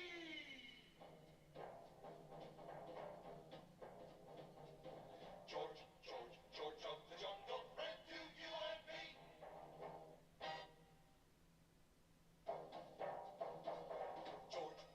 George of the jungle, strong as he can be. Watch out for that tree. When he gets in the scrape, he makes his escape with the help of his friend. Then away he'll slip on his elephant ship, while Bella and Ursula stay in step. Where George of the jungle, friend to you and me. Watch out for that tree. It was an African day like most African days, hot, humid, and miserable. An African daisy of a day. And George, king of the jungle, was surveying his domain from an air-conditioned treetop. Then suddenly... Someone call for help! Help! Correction, someone call for help! Courage! George, come! Seizing a nearby jungle vine, George swung lightly through the trees, into a rushing stream, and over a waterfall. A little while later, far downstream... My George, that was quick. George, take shortcut! I didn't know there was a shortcut. Me too! Why Ursula scream? Oh, George, it's Chef. Shep! Good doggy, Shep! Up, boy! What's the matter, boy? In the first place, George, he's not a puppy. He's an elephant. Shep, puppy! Big, great, peanut-loving puppy! And in the second place, your puppy is ill. Ew, but he was perfectly all right this morning. I saw him eating green pawpaw melons on the North 40. George, why not call Africa's greatest witch doctor, Dr. Kilimanjaro? And the worried trio gathered around Ape's large message drum. What's his area code, Abe? We don't need it. Fortunately, this drum is a direct line to the doctor's office. A direct line? Yes, I call it my tum-tum, tum-tum.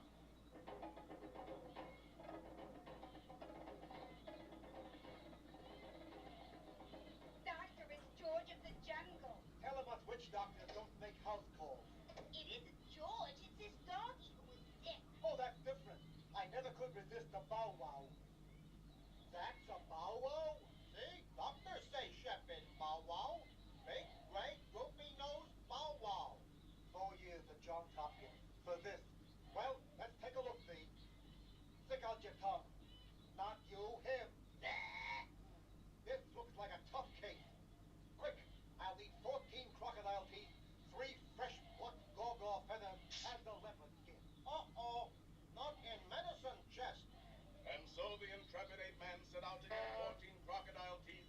gargoyle feathers and a leopard skin. First, he dangled a tempting tootsie over a crocodile-infested swamp. Now George gets something to remove teeth. Unfortunately, every crocodile in Africa is on to that old stick trick by this time. This should do trick. Oh! What happened to Stick?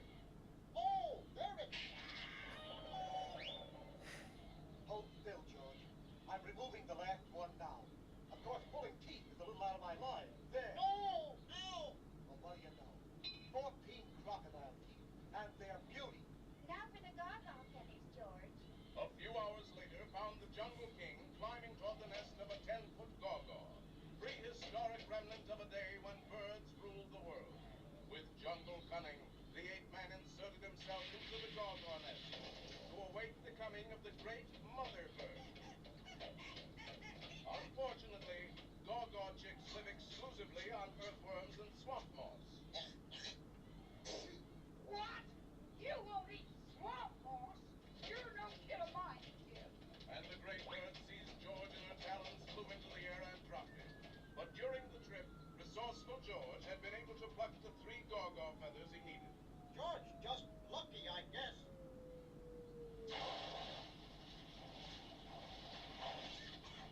George, back so soon? Yes, but these shortcuts killing me.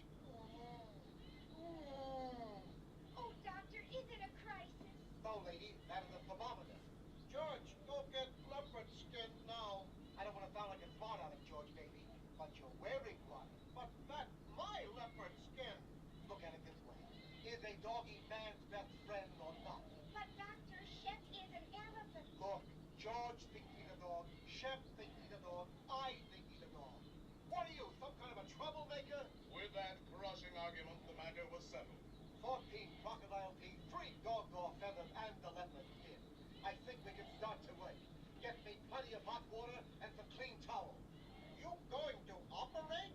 No, I just want to freshen up a little. But what about Shep? Well, of course, I'm just a simple country witch doctor, but I'd say he just had a minor stomach upset. Too many green for a melon. Drink this.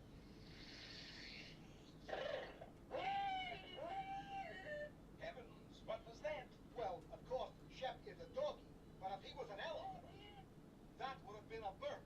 And look, he's better. Good dog, Shep. Fetch. But doctor, what about the crocodile teeth, the gaga feathers, and the leopard skin? Aren't they part of the cure? Sure, these are the fees I'm charging you. How do I look? Better than George? You don't know the half of it, Georgie boy. Now, I'm just a simple country witch doctor, but I'd say those bushes you're wearing are poison ivy. So long, folks. I gotta go to a meeting of the Medical Ethics Committee. Well, George fixed that chiseler. Get back crocodile teeth, gaga feathers, and leopard skin. Yes, dear. Well, you know something? For a simple country witch doctor, he cast a pretty good magic spell.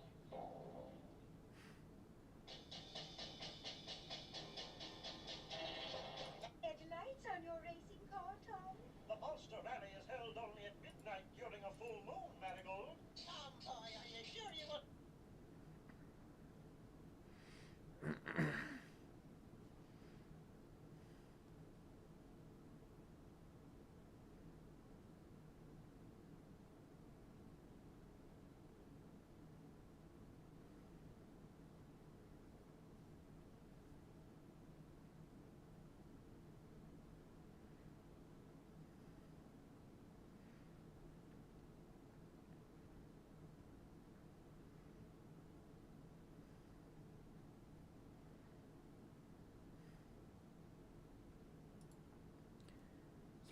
I want artists to work on this sort of thing. Active